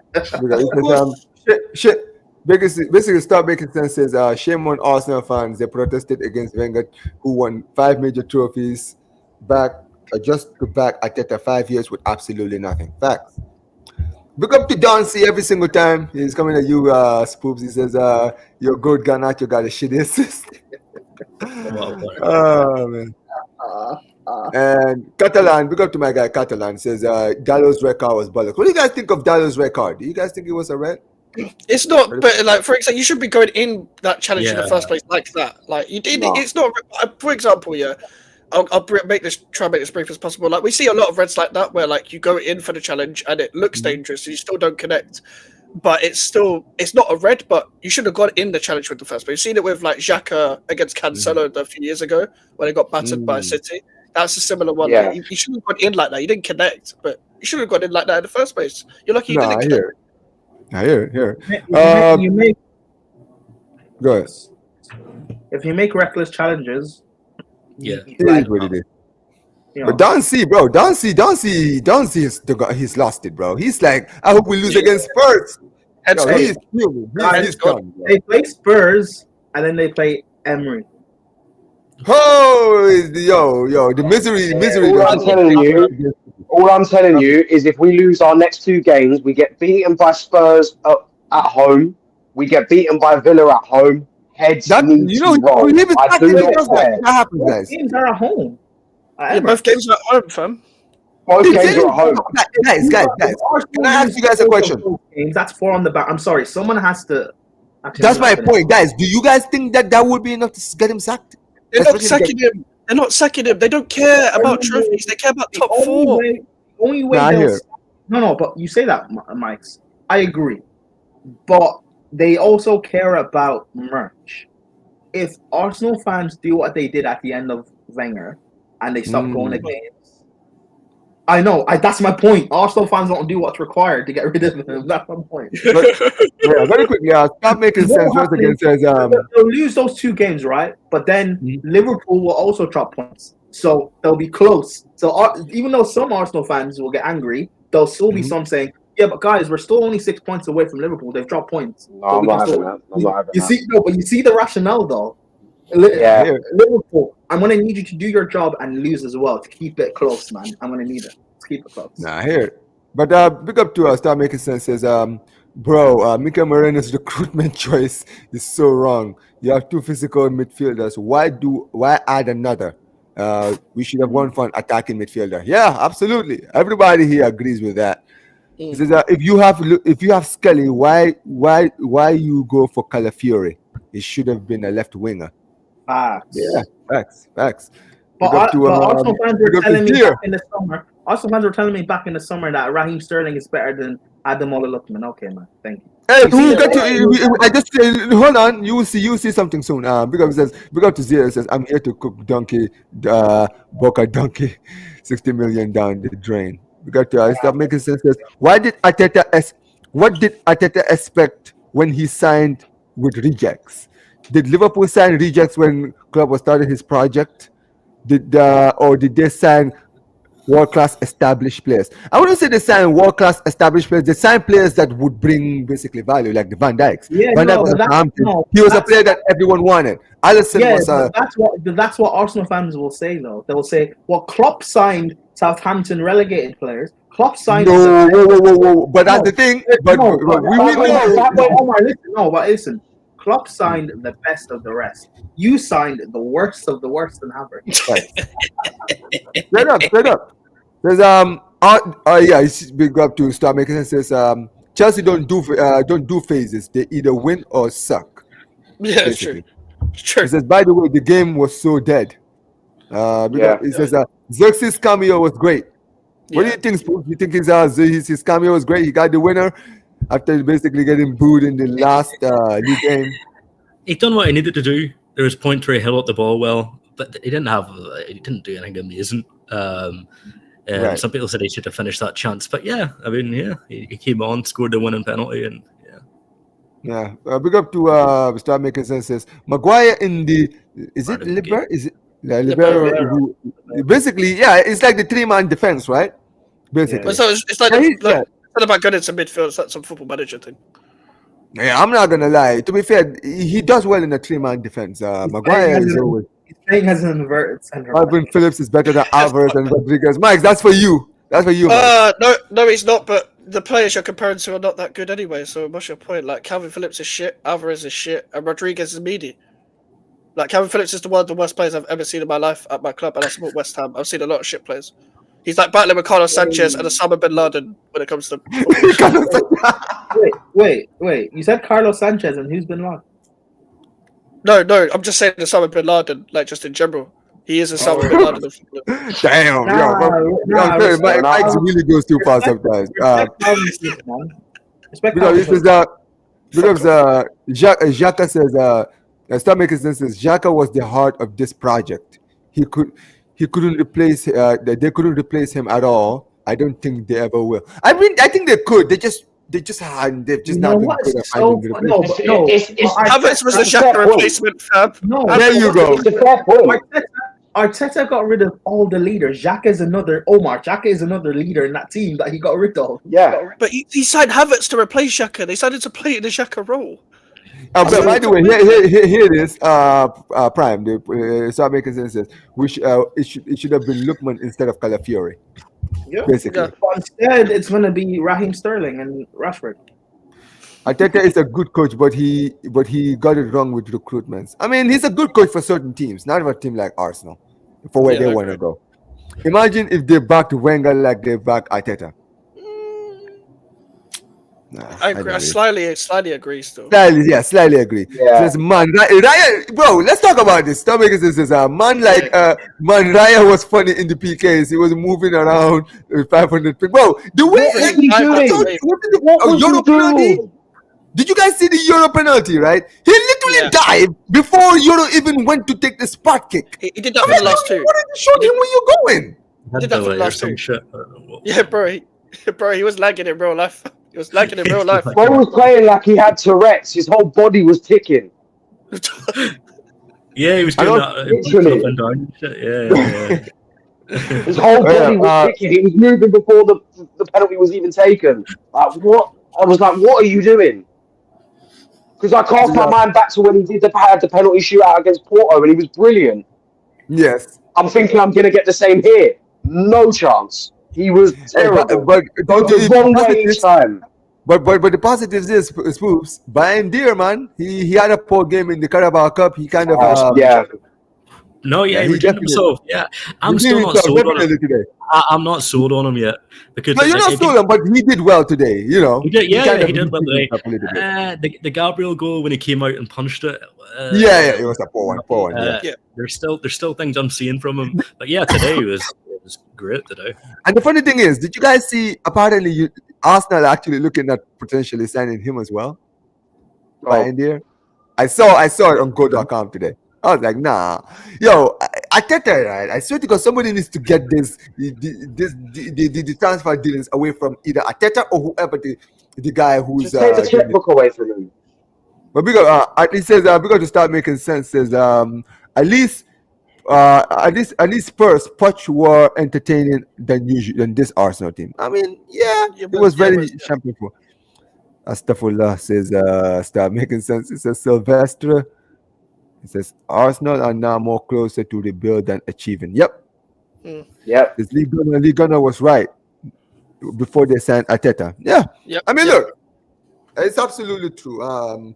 But listen, big up to everybody who's here. Make sure you guys smash the likes and make sure you guys subscribe to the guys in here. Make sure you guys subscribe to Alfie, Mike's. Spoos doesn't have a channel. Prime definitely has one, but he doesn't really upload. So, but look, now that we've got you guys can follow me on Twitter. Instagram. Yeah, make sure you guys follow him on Twitter, guys. Make sure you guys follow him. Having a field day, so. Yeah, you know, man, like this guy's Twitter handle, like he be clipping so many people out here, man. Like obviously, I've been clipped. Mike's has been clipped. Like Mike's the one that's getting clipped most. I've been clipped. Yeah, everybody's getting. No, clipped. Omar, I've not clipped you. Was it? Did you clip me for the like? Remember the Spurs game? No, I didn't. Oh, it was just a picture. I forgot. It was a picture. No, that was me. That was Mike's, not me. That was me. That was me. That did that. He wants to blame me. It's Mike's. Yeah, That was me. But listen, I do want to talk about West Ham because listen, I feel like you know, Mike's for the past few weeks, every time he comes out here, he's always miserable, pissed off, angry. But Mike's, the devil is gone. I'm still here. Don't worry. Don't give me a sec. No, I know. Pray for times like this. Yeah, Pray for times like this. You know, like Flores would say, he who shall not be named, the Satan is gone. Lopetegui has been sacked, and now you guys have actually made an actual competent appointment. Graham Potter. I know, obviously. You also lost. But I'll say this very quick before you go, Prime. But Aston Villa, obviously, you guys played Aston Villa in the FA Cup, right? And you didn't get the result that you wanted, but you're thinking of bigger things right now, I would say. Mm-hmm. And obviously, I'm sure it hasn't really dampened your mood because I saw you doing your celebrations and stuff. But yeah, man, he's finally gone, man. You're free of that Spanish fraud, man. Like I've been talking about that guy for so long, and it's about time you guys sacked him. And you guys got a great manager in. Talk to me, man. Like, what is the mood right now over there in West Ham? Do you know what? Like, obviously, I'll speak briefly on the game first. Like, I saw more in 90 minutes of Graham Potter than I did for the whole time of. I won't call him that word on this channel, but everyone knows what I like to call him. The sangria, you know the rest. You know the rest. So if you watch me, you know the rest. I'm not going to call it out on this channel because Omar's more PG than I am. But listen, this is what I've been screaming about since September, since game week 5. I've been saying it's all about coaching. In 90, like Potter had one training session before the Villa game. I know what he's trying to do. I know the formation. I know the approach because I've already watched him before in the Premier League, and it translates with Lopetegui. I'm trying to draw at straws at first. I'm giving him a chance throughout the early games. He's trying to play possession-based football, then all of a sudden the next game we're trying to play long ball football. Then I was like, no, fuck this guy. And then ever since September, I was Lopetegui out. They were calling me crazy at first, and they came round to it. After 1 month, he was already out, man. And then they called me crazy. They said, the teams we were losing to, we're meant to lose to, which already tells you about your mentality. If you feel like we're meant to lose against teams, I don't care if we're West Ham. I don't care. That's your problem. That sounds like your mentality kind of thing. You must have a fucking depressing life.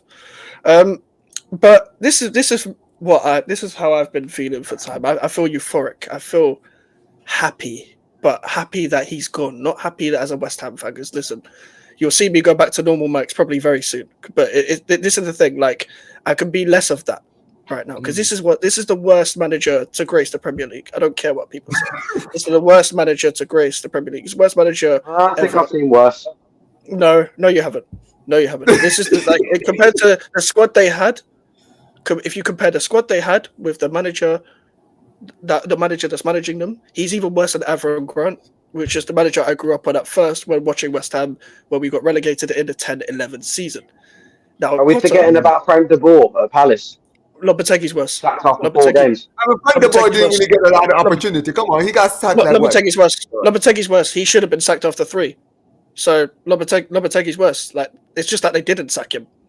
The Palace were just a bit more serious at the time. Lopetegui's worse than De Boer. Lopetegui's worse than Gerrard. Lopetegui's worse than all the managers, Steve Bruce, Avram Grant. It doesn't matter who you can say. Like, he's worse. He's worse. He's way worse than Allardyce. Allardyce was at least competent. Like with Lopetegui, yeah. Like this is the thing, yeah. On Twitter, if you go on Twitter, you'll get the people that wanted to keep Moyes versus the people that are just will go with anyone that isn't Moyes because they didn't want Moyes last season. So it became a Moyes versus Lopetegui thing because people are stupid online and they don't have a life outside of Twitter. Now the thing is, Lopetegui got so bad they unified the fan base and thinking, okay, this guy's actually very, very shit. And then Graham Potter has come in, and now everyone's agreeing with each other that we finally get to see a competent manager, and we can finally just we put our differences aside. This is at least he's competent. At least he's competent. I'm not saying he's the oracle or anything. I'm just saying out of the 3 options, which I've said many times on this channel, on my channel, that our ownership only go after 3 options. Managers that are out of work. So the best ones: Sarri, Conceição, and Potter. Conceição went AC Milan. Graham Potter finally came. Well, first of all, let's very quickly, right? Conceição is a manager I've been telling you guys about so many times. This guy walks into AC Milan and within 2 games already wins a trophy before Arteta. Yeah, listen. Well, here's what it is. But listen, we got Potter now, yeah? One training session, and that was the best football I've seen all season. It says all about Lopetegui, how bad Lopetegui was. He was playing Kudus, Pakistan, Somerville on the front foot, Pakistan, Kudus in the 10s, Somerville at right wing back, and Somerville was great, and he had to come off. We've got a lot of injuries, but that's not an excuse because we have a transfer window to rectify it right now. Listen, a lot of players are injured right now. Emerson's injured, Tadebo's injured, Somerville's injured, Areola's injured, Bowen's injured, Antonio obviously is injured. Fulcrook has just got injured as well. Like, that's a lot of injuries, but at the same time, you've got a transfer window to rectify. Get an attacker in on loan at least, just to fill the numbers in, because we can't be relying on Danny Ings. We can't be relying on other players to shoehorn them. But instantly as well, this guy likes to use the youth players, which we actually have a good enough youth academy right now to use these youth players. These are the same youth players that won the youth cup, but also players that have been on the fringes for a while that are highly thought of. Yeah, Ollie Scholes.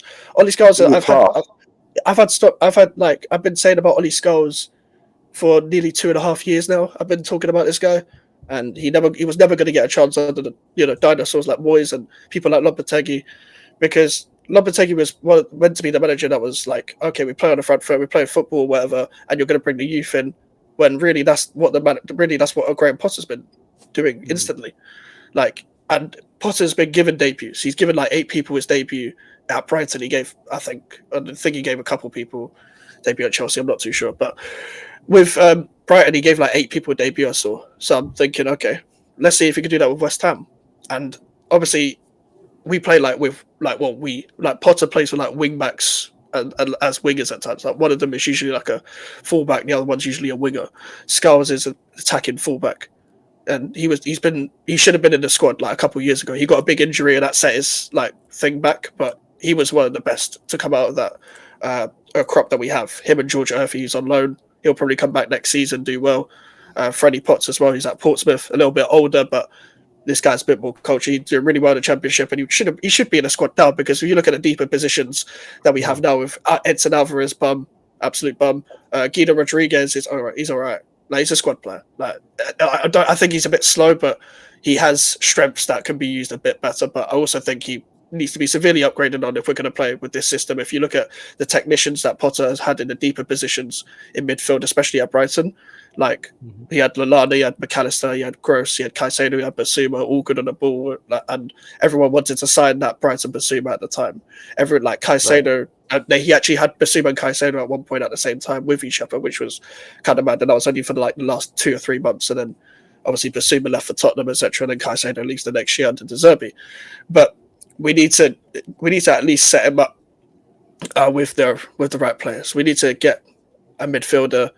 We need an attacker, and we're running low on centre backs as well. But we've also got enough players that he can somewhat experiment with for the rest of the season. I'm not really. Sorry. What? Nothing. Sorry. But like for the last 6 months, I'm not really expecting too much. Like it's not really enough to, like, for example, my expectation before the season started was 10th in the style of play for Lopetegui. We weren't 10th, and there was no style of play, and we were in January. If you can't, and Potter's giving me the outline. I wanted to see the outline of this style of play. I wanted to see what you're trying to do. I'm not expecting the full-fledged thing, as I've been saying, and we didn't get to see any bit of it under Lopetegui. But with this, with Graham Potter, we know what he's trying to do. That's the minimum. Just work with what you have for the rest of the season, then we can reassess in the summer. With the if that's what we can do with one training session against Aston Villa away from home, then I can't say I'm excited, because like this is West Ham. Don't be excited at West Ham. Like, I'm not even just saying that, but don't be excited if you're a West Ham fan. Like, how many times have we been here? We've just got our hopes up for no reason because something goes wrong. Don't get your hopes up. Just be happy that the terrorist is gone. You can be free. You can be free. You don't have to stress. You don't have to have a heart attack anymore. Like, it's fine. I don't have to leave in the 78th minute anymore. You guys got to understand how bad it was. I never leave games early. I left in the 78th minute against Liverpool. I go to the home games. I left. I don't leave games early. It was genuine torture. And with what I had to put up with last season of getting battered week in, week out last season, and we finished, but you finished 9th. You don't watch West Ham. Don't tell me about my club. And this season, it was the exact same thing. We won 10 games in 2024. I think 10 games in 2024. The whole 2024. Yeah, the back end of the Moyes season and the start of the Lopetegui season. And people took sides with managers for whatever reason. Keep Lopetegui because they didn't like Moyes last season. But fuck Lopetegui, and we didn't want him anyway because we wanted to keep Moyes from last season. These people are idiots online. Me, I kept the same energy with every manager. I've pretty much wanted every manager out that's been at West Ham, apart from Allardyce, I guess. I was too young. I didn't really care. I was just kind of enjoying the vibes of Upton Park and, the smell of BO. But like this is the thing with now. Yo, that's what East London smells like. But this is the thing now with Potter. I can at least hope that he's going to play somewhat on the front foot and try and fit the players of what we have now into his system, and hopefully we back him like in the summer, which I think we will. Right now it's a bit difficult, but we need to sign someone on loan in January. That can play across the front three and just fill in a couple of positions. It doesn't have to be anyone like major. We don't actually have to spend money or whatever. Like if you're not going to spend money, just get someone on loan that can play across the front three, because you got to understand that Guilherme, we've got Guilherme, but we've got no one up front. We've got Kudus, we've got Paquetá, we've got Somerville, but some of these attackers might be playing wing back as well. And also Bowen's probably going to be back in March. And Fulkirk, Jesus Christ, like this guy, it's only been back for a month, and he got injured again. His hamstring fucked. So yeah, that ship has kind of sailed in a way. We just need players back. We need Todibo back. Todibo's going to love this system. If there's anyone that's happier than me that Lopetegui's got, it's him. This guy's finally he's probably the happiest man in the world. Like, the guy's like, I don't need to fight my manager anymore. Like with Mavropanos, like there's a couple of players that need to fuck off. Mavropanos needs to fuck off. This guy, I told you about this guy. He's just a guy who looks like he works in the market. He works in your local market that sells like off-brand trainers and shit. It's just overpriced trainers that are not exactly real. He just looks like he needs to, as I said, he needs to sell fish or some shit. I don't know, like just be a plumber. I don't know, do something else, fam. Like no one wants to watch you play football. Edson Alvarez takes too many touches on the ball for a midfielder, thinks he's better than he actually is. And if Monaco really want him, please fuck off. Please leave the club. And hopefully we get a better midfielder in. Just someone who's actually okay on the ball. Even okay on the ball in deeper areas. Like that can actually play make and stuff like that. I think Soler will like this system as well. And we've got Fulham and we've got Palace. My problem is that I want him to have a full week in training. Like where he can work on this team like tactically and stuff like, and just like work on these players in this system. With Fulham is on Tuesday, Palace is then on the next Saturday, and I think we have a full week for the next game. I don't remember who we play next, but I'm waiting until like a couple games where I can really see what we're trying to do. I'm looking forward to it. It's a little bit different from anything I've seen at West Ham. and out of all the 3 options, he was one of the few I actually wanted. Him and Sarri. So it's just like I'm happy with that. Yeah, I mean it's a great appointment. But very quickly, guys, what did you guys have any thoughts on Potter being the new West Ham manager? Or Alfie? I was looking at it from an outside perspective. Obviously, I'm happy for Max. He's been like he said, he's been wanting Lopetegui out since September. The guy even held a eulogy for him. But I have to say, Potter was a very, very good appointment from them. Obviously, like Mike said, I feel like this season the second half of this season is too early to tell what he's going to be like, because a lot of people have said that Potter's better when it comes to preparation, and if you give him a full season, you'll be able to see what he can do. Obviously, we didn't get to see him do that at Chelsea because they bit the bullet and sacked him. But I feel like you give Potter a full season at West Ham, he can do some good things with that team. Obviously, there's a couple of holes that need to be plugged in terms of players here and there, but I'm optimistic to see what Potter can do for West Ham, and looking forward to seeing how it turns out. I completely understand it. What about you, Spoops? You have anything to say?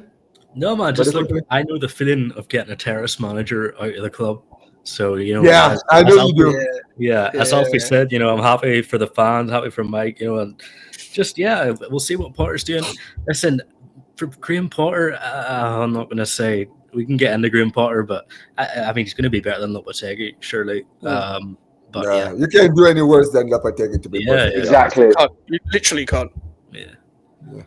But listen, I do want to quickly switch gears and actually. Oh, go ahead, Prime. Sorry about that.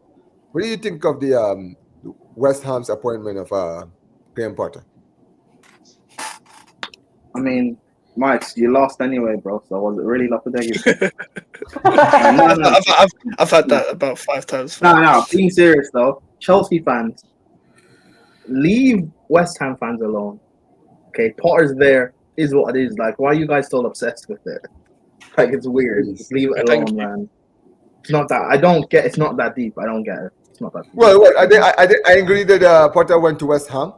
Mike's has been saying about that Chelsea fans are tagging him and stuff because they lost, and he said the boys gave everything. And I saw it on socials as well. Like, I just ignored it, but it's just weird. Like he's at West Ham.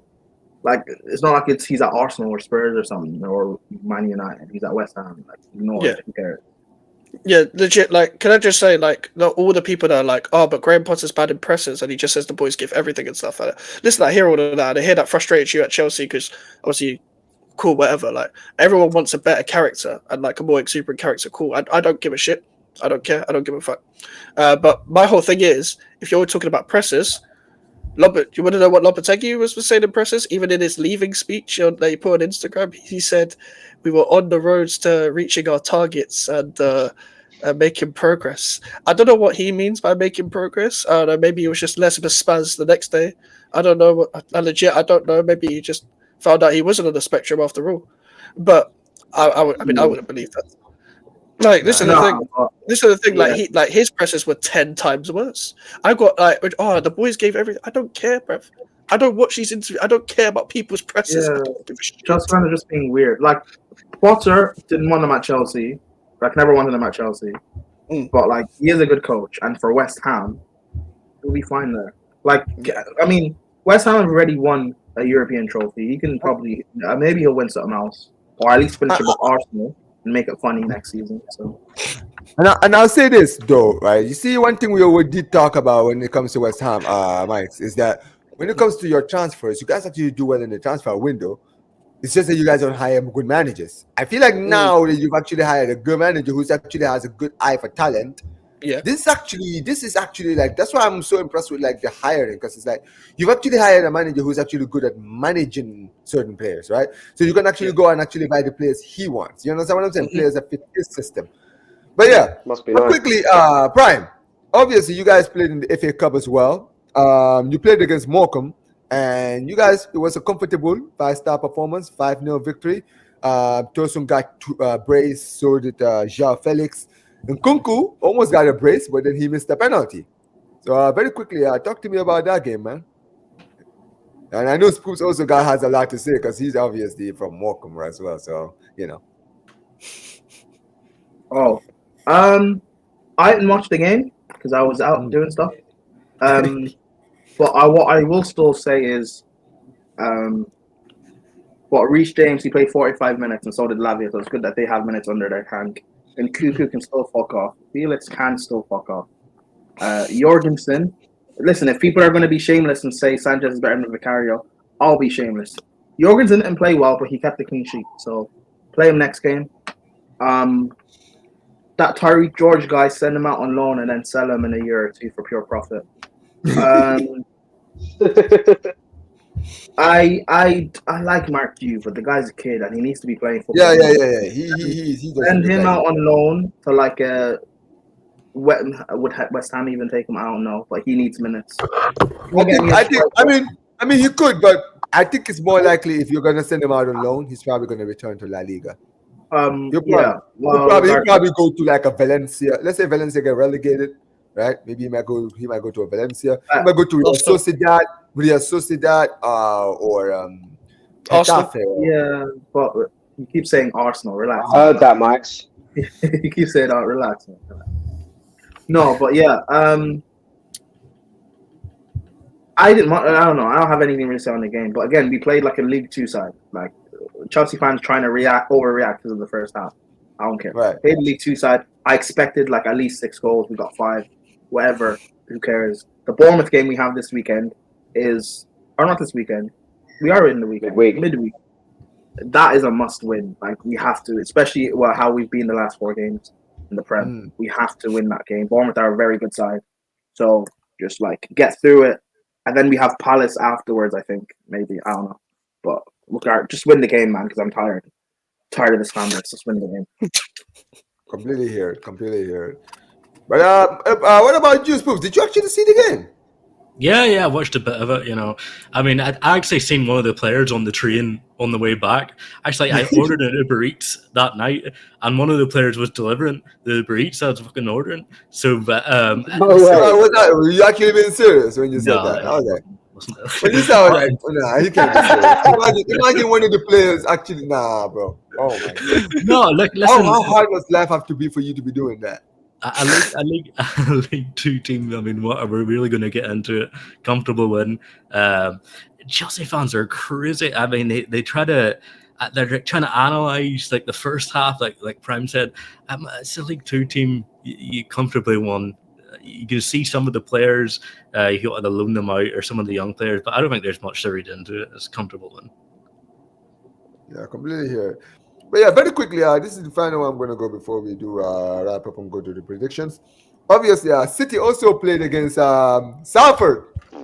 And yeah, Pep was not playing around, bro. Omar, sorry, can I say something, Omar? Go ahead. No one cares about City. Let's slander Arsenal again. Oh, for fuck's sake, Brian, man. Have I not suffered enough? No. Your fan base. Again, Alfie, no one said you should be here, bro. We wanted a delusional Arsenal fan. That's true. I mean, here's the thing with me. You know what it is with me, Prime? I'm allergic to delusion, bro. I can't deal with too over delusional people, bro. Yeah, but I like it because it's funny, bro. Yeah, we're out here to actually talk. We don't deal with delusional people here. But listen, you're right, guys. Listen, we do have a lot of midweek games, right? Quick predictions of the games. I'm not gonna lie. I need to start we need to start writing down these predictions. You feel me, right? Because I feel like sometimes we forget, right? Yeah. And some of the ones, obviously, I'm going to talk about some of them because I do remember some of the predictions we did previously, right? Obviously, the one on Saturday was the Tottenham versus Newcastle. I think both Mike's and Prime actually predicted Newcastle wins, right? Yeah. I think I predicted a draw. I did as well. I think I did as well, but Mike's is shown. Yeah. And yeah, Bournemouth against Everton. I predicted a Bournemouth win. I think. Who did you predict, Mike? Did you predict a Bournemouth as well? I said 0-0. That was close. No, so close. What about you, Prime? Did you remember what you predicted for the Bournemouth game? What? I predicted Everton win. Bournemouth versus Everton. Yeah, you predicted Everton. I think you said 2-1 Everton or 2-0 Everton, something like that. Was that for the FA Cup game? No. The recent league games. Last week's friendly game. Yeah, I think I did predict an Everton one. Yeah. Oh yeah, and let's just talk about some of the ones where I feel like we will remember. The Crystal Palace versus Chelsea one. I think I predicted this to be a draw, and I actually got it correct. I predicted a loss. I predicted Chelsea win. Yeah, I predicted a draw, so I actually got it correct. City against West Ham. I think we all predicted City were going to win, but it was very close. We almost got Prime to actually shave his head bald on me. No, it wasn't me. It was Mike. Yeah. By the way, like he's over with that. He's trying to get me back. He's trying to get me back. Yeah. Bro, it was so funny about that. It was so like, bro. I generally thought there was a chance, Omar, of West Ham winning 3-1 under Lopetegui against Man City. This guy thought he was like, no. Bro, I said I'll shave my head if we win 3-1 against Manchester City at the Etihad. Bro, under Lopetegui, did you just see the way I described Lopetegui? I don't get how bold it is. Mike, I said 3-1 as a joke, by the way. And Omar wanted to run with it. To be fair, I did predict you guys to score. I think I said 5. Did I say 4? No, actually I said 4-0. Yeah. So I didn't say you guys were. I said 3-1 City. You said 3-1. Bro, I'm not gonna lie. I don't remember this prediction, but I do need to mention this. Guys, Southampton lost at home 5-0 to Brentford. Yo, are Southampton on the road to actually becoming the worst teams in the Premier League? This hands down. Oh no, I did predict Brentford to win that. Southampton is bad. This Southampton team will break Derby's record. I think they will, bro. These guys are leaking goals like crazy. Bro, Brentford, you can sit 5 at home to Brentford, you know. Yeah. I would be. It would make sense if it was like a Chelsea or like a United or a City or something like that, where you're like, okay, this is a team that actually has quality. But Brentford. But you know why? You know why they keep conceding? They literally got relegated with these centre backs, and they decided, these are still there. Yeah, Benderek and Stevens are still there. Like Harbour Bell is cool, but he's still not really ready. He's not really ready to play in the Prem regularly. Like he's a good player, but he's not. Like he should still done another year or two in the Championship. Like the guy makes too many mistakes. But also, they got relegated with Benderek and Stevens, and then they thought, okay, well, we won't sign any more centre backs apart from Harbour Bellis. There's a problem with these teams that keep going up and down. They're good enough for the Championship, not good enough for the Prem, and then they don't do anything in the transfer window about it. You've got scouts to do something. I think Fulham used to do that before they actually got their stuff together, because they were getting promoted and then getting relegated, and then they came back up and they were like, we got to actually change some. But Brighton against Arsenal. I actually predicted Brighton were going to win. I was so close, man. Damn. Yeah, what did I say on the GVO show, Max, for this game? You said you would. Did I say that? How wrong was I? What did you? Yeah, I mean, but as far as Liverpool against United, I think we all predicted that Liverpool were gonna win. Yeah, and you know what's crazy, right? I didn't want to say it that day, but you see the way it seemed so obvious that Liverpool were going to win the game, right? Something was telling me, bro. I felt something in my gut telling me, because it sounds so, it's so unanimous that Liverpool were going to win the game. I had a feeling that United were going to turn up because everybody is expecting them to lose the game, right? Yeah. And when they scored first, I was like, I knew this was going to happen. I just didn't want to look like a fool. You feel me, right? But in my head, I'm like, bro, you can tell, bro, when everyone discounts them, that's for some reason when they say, when everyone has doubted us, now we're going to prove everybody wrong. It's like, you guys don't make any sense, man. You guys make no sense. But yeah, they got the draw. But yeah, Nottingham Forest against Wolves. Nottingham Forest, guys. Go we see Nottingham Forest get the top 4 this season, man. Because Nuno he's cooking at Nottingham Forest right now. I don't think Nottingham Forest get enough credit. I think the season that they actually came up to the Premier League, when they won in the playoff final, they were 21st at one point during that season. They ended up winning the playoffs, and they are now 2nd in the Premier League. It's been, 3 seasons now? I don't think they get enough credit. They are a brilliant team. Yes, they've taken quite a lot of players from Chelsea, the likes of Hudson-Odoi, Ola Aina, players like that. But they are a very, very, very good side, and a team that a lot of other teams at the top should be worrying about. Yeah, do you know what it is with Nottingham Forest? Like, it's always like, as it gets closer and closer, everyone's like, including myself, would be like, nah, they won't get top 4. But as the season goes on, the same about Leicester. Yeah, the thing is, as it goes on, they're still there. Like, maybe they can be. I think they'll be in a battle.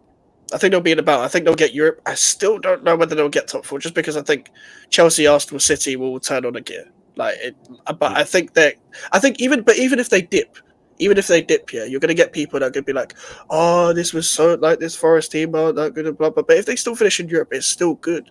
It's still good for them. Yeah. It's just not what top 4 where people getting carried away. Let's not even compare any achievement to what Leicester did. Because do you know what it is? A lot of the media like to say doing a Leicester. The phrase "doing a Leicester" goes around like pundits that are lazy. People don't realize how tough that is, man. That is. They won a league. Tough. Like, they won a league the second season. That's back my point. The Prem. They want to see the second season back in the Prem. Nothing's going to compare to that. We're not going to see that again. Yeah, and you look at the way that team was towards the end of that season. That's like sitting here saying Ipswich are going to win the league next season. I think that is literally it. Before everyone thinks like that is literally because Leicester were bottom of the table and looked like they were going to get relegated. They had the great escape, and then the following season they went on to win the league. So people like this analogy of Ipswich is not wrong. I think Forest will get top 4. You reckon? Because there's no pressure on them at all. When you look at I don't think they will. I do think they'll get Europe. I think they'll get Europe. I'm just thinking about how the seasons have, like the last 2 seasons, when Villa got it last year and Newcastle got it the year before. And then Newcastle got it. Hold on, let me finish. There was zero pressure on them, so they could just keep going along, regardless if they won or draw. They could just keep going along, and eventually they ended up there. And the teams around them also weren't consistent. Yes, this season, you could say teams are better than they were the last 2 seasons. Right. But, like, who's around it? There's Arsenal around it, who knows? City, who I know they're linked to signing players this January, but who knows? You've got Chelsea around it there as well, Newcastle. Like, City still have to contend with Champions League. I said Arsenal Champions League, but then Mike was going to laugh. You have Newcastle who are going deep in cup competitions. Forest, it's there for them to get top 4. I don't think it's that crazy. No, I hear it. But no, I don't think they should be pressured. I don't think they should be pressured or expected to get top 4 though. I get you. But I think they can. But very quickly before we start the predictions, because I do want to do the predictions and we can wrap up. But Prime, this question from Ravi says, can Chelsea stay in the top 4? Yeah. Chelsea we will get top 4. Can Barca win the Champions League, or are they still second favorite behind Liverpool? I think that we are more likely second favorites. I don't think we are. Inter? Yeah. I mean, they're putting us. I'll be honest. I mean, people are putting us second favorite because we're second in the table. But you're right, man. I think Inter. I mean, to be fair, Inter did lose to I think Leverkusen as well. So yeah, but that was their first loss, and it was right at the end. Like they've been mainly consistent. They've been more consistent in the Champions League than any other competition they've been in. If Real Madrid want to win La Liga or they want to win the Champions League, they need to sack Ancelotti now. And it's not even because of how he's performing. It's because when you look at Ancelotti's record, he's never retained a Champions League or a league title in his life. So if they just want to win one of them, I mean, to be fair, retaining the Champions League, I think Zidane in the modern days. I know, but he's not. No, but I mean, in his second season, he's not done well in the Champions League, and he's also not retained a league title. So if they want to do one of those two, then they probably should. Just based on history, they should probably sack him. But yeah, Prime. Ravi asked, is this Chelsea team ready to be in the Champions League next season? In terms of what, though? In terms of win? Are they ready to be in the Champions League next season? I know, but in terms of what does that mean? In terms of win, I think it's in terms of if you look at the talking about quality squad they've got in the wise, squad. basically. Yeah. that question was rhetorical. I'm trying to answer that. Okay. In terms of win, no. In terms of compete, no. But like, I'm assuming we will make adequate additions in the summer, and even maybe possibly this January. Even though I don't think we'll buy anyone this summer. But in the summer, we need a striker to come in that has like maybe even someone possible. Because I want Kai back. Why are you thinking about it? How much? Yeah, how much? But what's that? I'll give him to you for free. I don't care. You know what? Getting Kai Havertz back for free just for us to sell him for 65 million again to Man United, I'll do it. I'm not joking. I'll do it. But no, we need a striker. Let's quickly go to the predictions, guys. We definitely need a goalkeeper if we want to do any of that league stuff. Right. Sorry. Yeah. Very quickly, guys. Let's do the predictions. Midweek games on Tuesday. We get started with Brentford against Manchester City.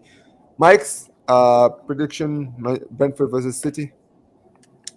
Oh, Brentford away. They just started losing home games and they're on a bad run of form. I think City just edge it 2-1. 2-1. Alfie? Yeah, I would have said 2-1, but I would have gone either way with that. I think it would be a game where either team could come away with a 2-1 win. 2-1 win. Spoops? City 3-1. Mike Prime? 4-2 City. Okay. Next up is your lot, Prime. Chelsea against Bournemouth at home. You guys are hosting Bournemouth. Score line. God. And we're at the bridge. We're at home. You're at home. Whoa.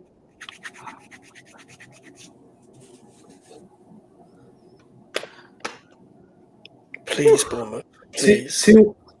Shut up, Mike. 2-1 Chelsea.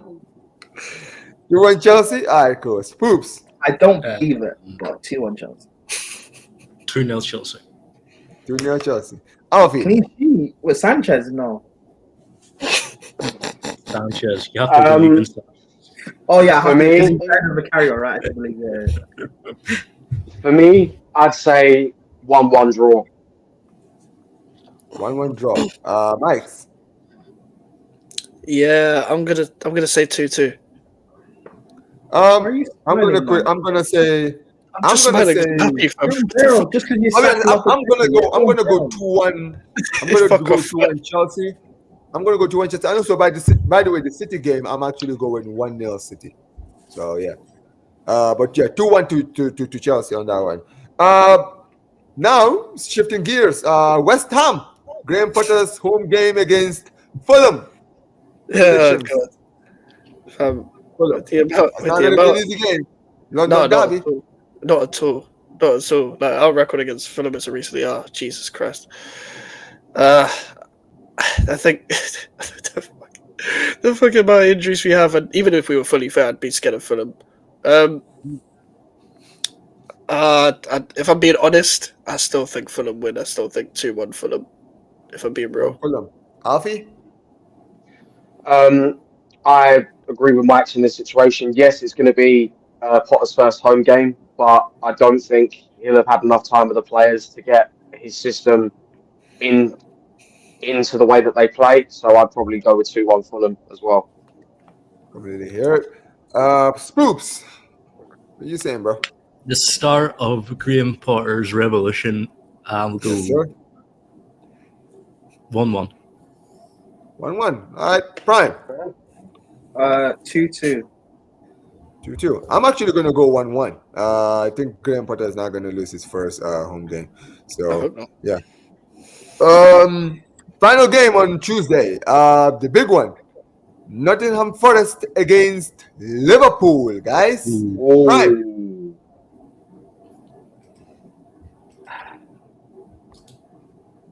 Where's that? Forest. The City ground. It's at Forest. I'm going I'm going 2-1 Forest. 2-1 Forest. All right. Okay. Spoops. 3-1 Liverpool. 3-1 Liverpool. Alfie. I'll go 2-0 Liverpool. Despite Forest's brilliant style of play, I still think Slot will have a little bit too much for Nuno, and it'll be a 2-0 Liverpool win. Mike's. You know what people forget? Old school Nottingham Forest fans don't like Liverpool. Like it goes years back. They have a little bit of a rivalry. Their crowd is going to be, their crowd is going to be up for that. But I do think, I think Forest will take the lead. Liverpool equalise, and then Nuno settles for the draw because that's the kind of manager he is. So 1-1. 1-1. It's funny because last season I think Liverpool actually lost to Nottingham Forest away at the City Ground, right? 1-0. Yeah, I'm not sure they've won there, but they did. But it was a couple of seasons. Yeah, I don't think they've won there yet, if I'm not mistaken. But I do think that they will do. I think that. Cool. Don't worry. They call me a madman. It's fine. But the funny thing is, Nottingham Forest, to be fair, they're the only team that's beaten Liverpool this season so far in the league. So let's not forget that. This is going to be the double. But honestly, I still do think that Liverpool. I think that it's going to be a very, very good game, and I'm going to go Liverpool edge it too. I think Nottingham Forest might take the lead, and then Liverpool might gather up and get the equalizer and win the game. But we'll be back on then, the games continue on Wednesday. Everton, David Moyes, his first game back as Everton manager, guys, against Aston Villa at the Goodison Park. Prime. I'm sorry, Max. We'll start with Max this time. No comment on this game. I forgot it's Moyes, bro. No comment. No, I'm joking. Respect your greatest ever manager, bro. You sound like every TalkSport caller. Like Everton, Aston Villa, first game back at Goodison Park. Those TalkSport callers don't like people like me. They don't like people like me either, trust me. First game at Goodison for Moyes. I think it'll be like, oh, Moyes is back. And then Villa score like 2 goals instantly, and then they realise, oh shit, we just hired Deitch for a stunt double. 2-0 Villa. 2-0 Villa. All right. Alfie? 3-0 Villa. I don't think this new manager bounce is going to affect them well. Please. Spoops, you giving any chance to No, Everton? I don't think so. 2-1 Villa. 2-1 Villa. Prime? 2-0 Everton. I'm actually going to go 1-0 Everton. New manager bounce. Moyes will find a way to do Moyes hype. It's not going to be. I mean, to be fair, Aston Villa, man, they are very unpredictable, man. They have moments when they perform, and especially their away record, man. It's not good. They don't have a good away record. So Leicester City versus Crystal Palace. Leicester City versus Crystal Palace. Prime. Leicester City versus Crystal Palace. 1-0 Leicester. 1-0 Leicester. Spoops. 3-1 Palace. 3-1 Palace. Alfie? I'm going to go with a 0-0. I feel like it'll be a very, very boring game. A bit scrappy. Ooh, nice. Mike's? Yeah, Palace hype, man. Go on, Rude. You got to find a win eventually. 2-1 Leicester. 2-1 Leicester. I'm going to go 1-0 Leicester. Newcastle United versus Wolverhampton Wanderers. Mike. This could be an alright game. It'll be alright. Yeah, that new manager bounces ward off for Wolves. 2-0 Newcastle. 2-0 Newcastle. Alfie? I think 3-1 Newcastle. Isaac's on fire at the moment. Wolves may get a goal through Cunha, but won't be enough to stop the Magpies. Gotcha. Spoops. 4-1 Newcastle. Ooh. Yeah, I think they're bad. Prime. 6-1 Newcastle. 6-1, Oh, yo, this man. No mercy, man. Absolutely no mercy. I'm going to go 3-1 Newcastle. Now, guys, the big one on Wednesday. The North London Derby, ladies and gentlemen. Arsenal versus Tottenham at the Emirates. Let's start with you, Prime. Predictions, Mike. Yeah, I've been saying for like a week now that these two games, Forest, Liverpool, and Arsenal, Spurs, will mirror each other. So Liverpool will drop points and Arsenal will drop points. Forest win 2-1 against Liverpool. Spurs will beat Arsenal 2-0. Whoa, at the Emirates. Yo, they're going to actually finally beat them at the Emirates. Oh, the scenes in that stadium when that happens. Spoops.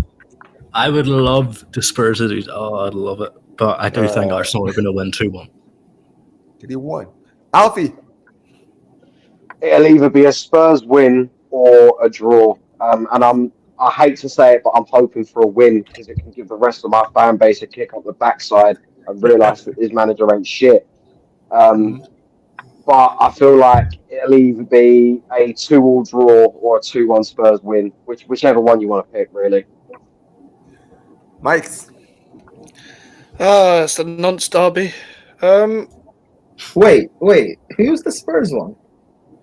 No, I'm just saying their fan bases. But I thought you were talking about Party and then another player. no. Oh, he's not a nonce. He's something else. Yeah. Nonce London forever and all that. Oh, God. I think.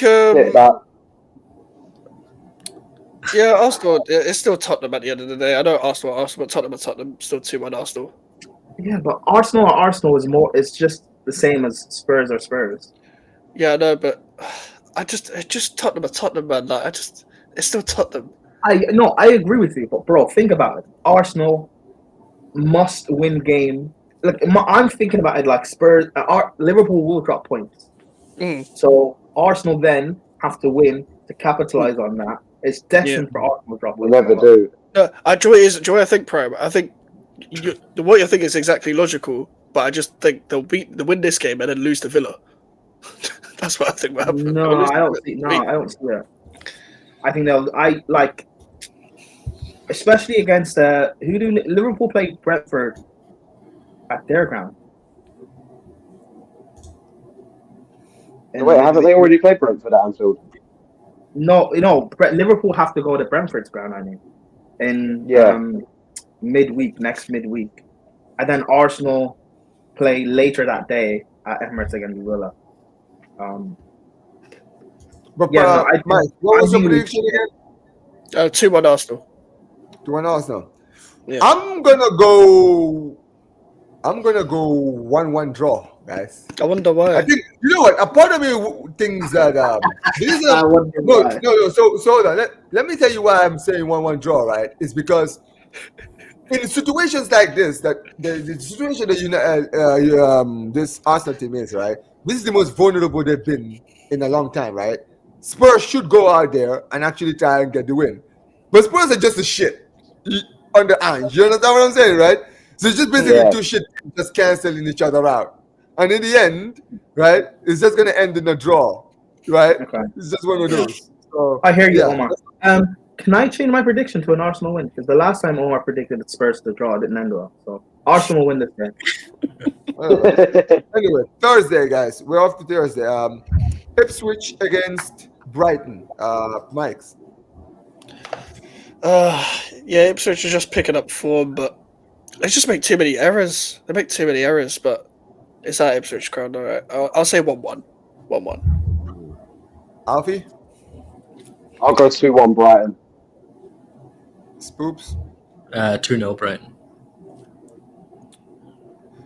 Brian?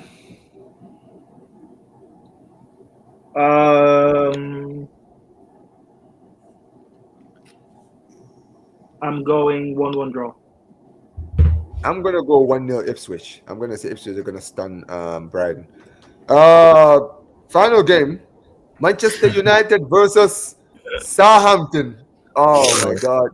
Listen, Prime. How far were you, Prime? Before we go to Prime, Manchester United are home to Southampton. Oh my god.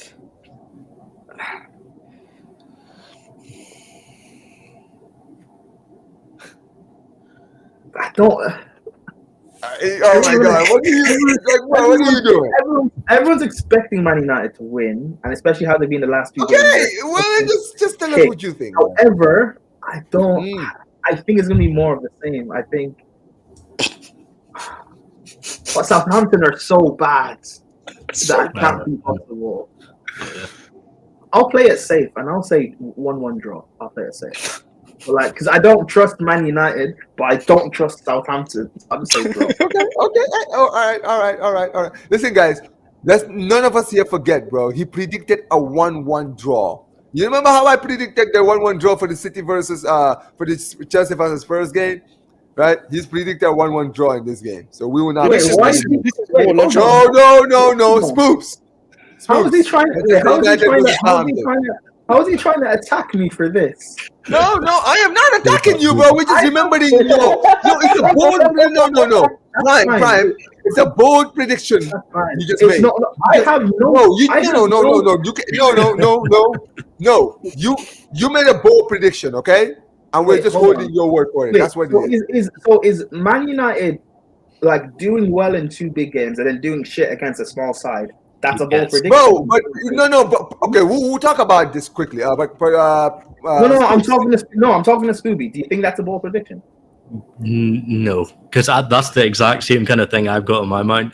It'd be so much like United against big teams turning up, and then we go to Southampton and we look like shit. Exactly. So, yeah. All right. The only thing is Southampton are so bad that I don't see Southampton actually beating United. So that's why I'm just saying 1-1 draw. Well, Omar trying to have a go at me. Omar trying to have a go at me. Relax, Omar, man. 2-1 United. 2-1 United. All right, Alfie. I think if you look at the way both teams are playing, yes, Manchester United can be poor after picking up games against big teams, but Southampton are so poor, it should be easy pickings for United. But I'm going to go with a 1-0 win for Man United. All right. Mike. Oh, man. This is such a funny fixture. Like, I don't know how to describe it yet, but it's so funny. It is. Like, do you know what's going to happen yet? Like, Man United are going to look just as bad as Southampton. Yeah, but exactly. But they will still get over the line. Yeah, but they will still find. Like, it'll be. I wouldn't be surprised if Man United win like 1-0 and it's like a Bruno Fernandes penalty, and then Bruno's giving it like, yes, look at me, I'm penalty gets in against 20th in the league. So I think 1-0 Man United. No, United. I'll be honest. I just think that honestly, this Southampton team, bro, they offer really nothing. If they were offering even just a tiny little bit for me to be like, maybe they might give Manchester United a work for that victory, right? The problem is this Southampton team, bro. They just buckle under pressure, bro. Once they concede that first, they will just completely capitulate. That's why I'm honestly saying, I think it's gonna be easy for United. I'm gonna go 3-0 United. Hey guys, remember he said it 3-0. Remember?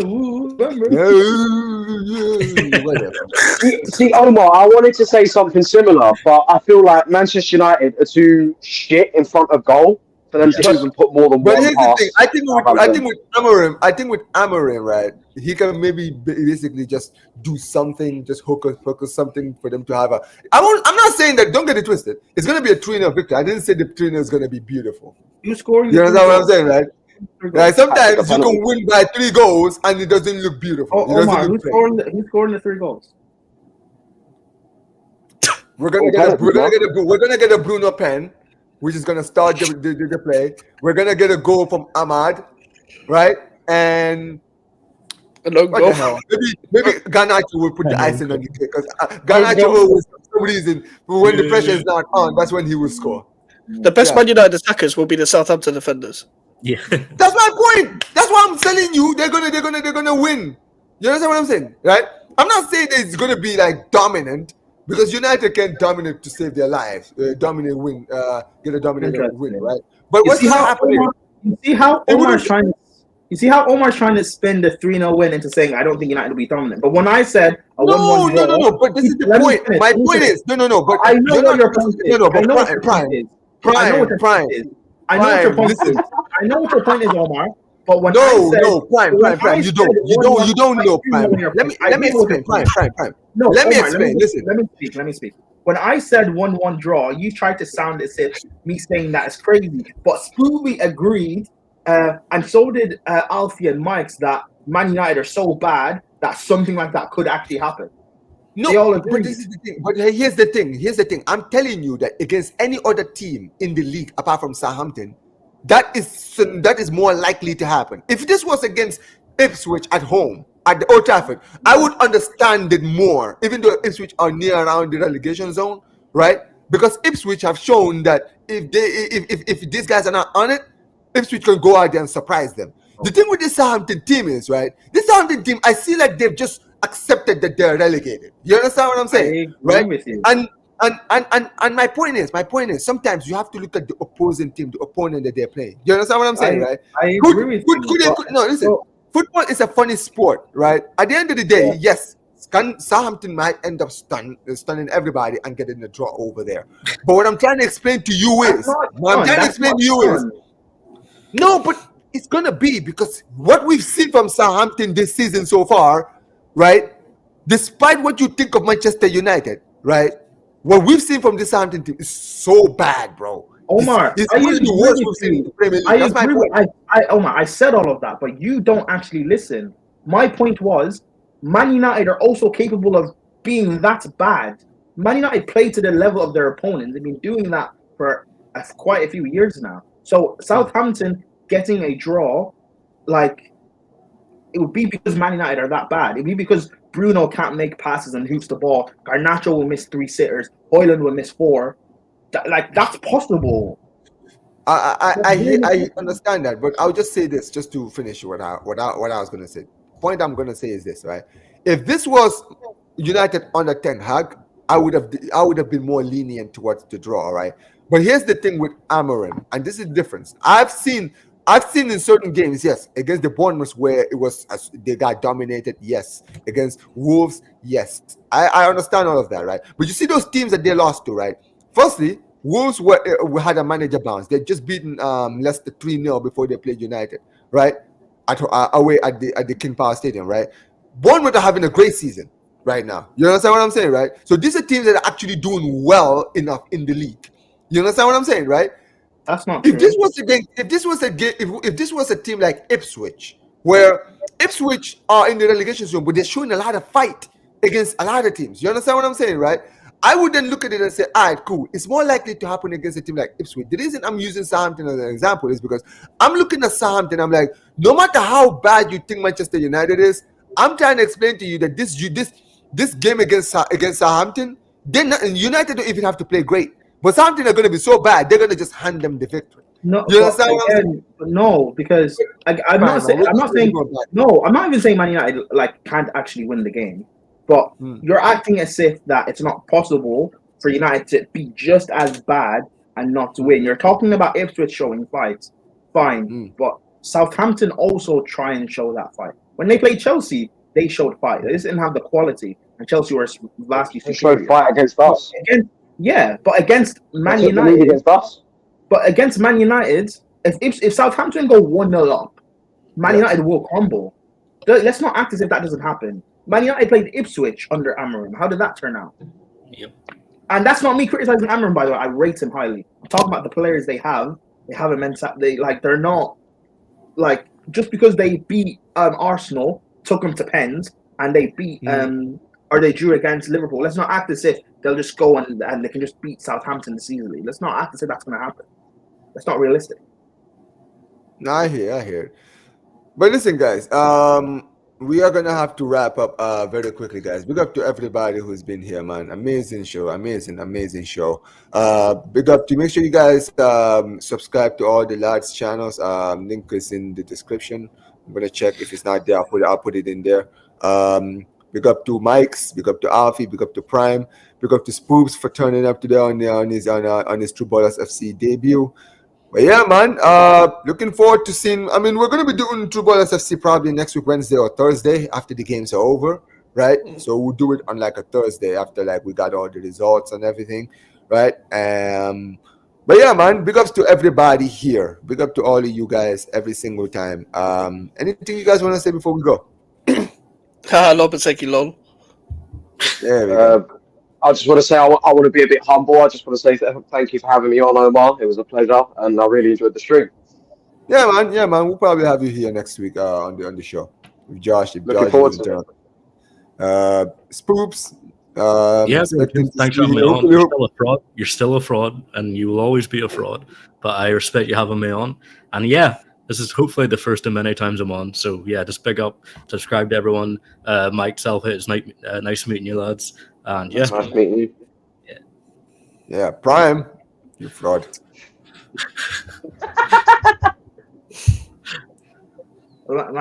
I get targeted and bullied by Omar, but I've not personally done anything to him. It's Mike that does. Personally, didn't do anything. No. This guy just sitting there. Wait, so was it Mike's that had the screenshots, or me? Or mine? Whatever. I don't have any of them. But I've clipped up a lot of you guys. I've never clipped up Omar. There's always time. No, listen. That's what I'm saying. Yeah. I'm gonna be. Yeah, I'll be here when you do. But look, appreciate you guys for the amazing stream. W stream, guys. We've been on for like 2 hours 30 minutes. We're gonna be redirecting guys to Sarcasm City TV. They're doing the Yardman edition. I'm sure they're cooking the hell out of Arsenal right now. You know the guys like Flex, Kaneki, and Flawless. Listen, man, make sure you guys go and subscribe to Sarcasm City if you haven't subscribed yet. This Mike's this fraud. Like I always say, guys, big up to everybody here. The raid message is going to be shame about the Arsenal. Say that. Shame about the Arsenal. Anyway, big up to you guys. Big up to you guys, man. Like I always say before we end these streams, and like I said, guys, we're gonna be redirecting to Sarcasm City. Put Omar BYT raid in there. So, like I always say when we end these streams, like the video, subscribe to the channel, and peace, you guys. Take care.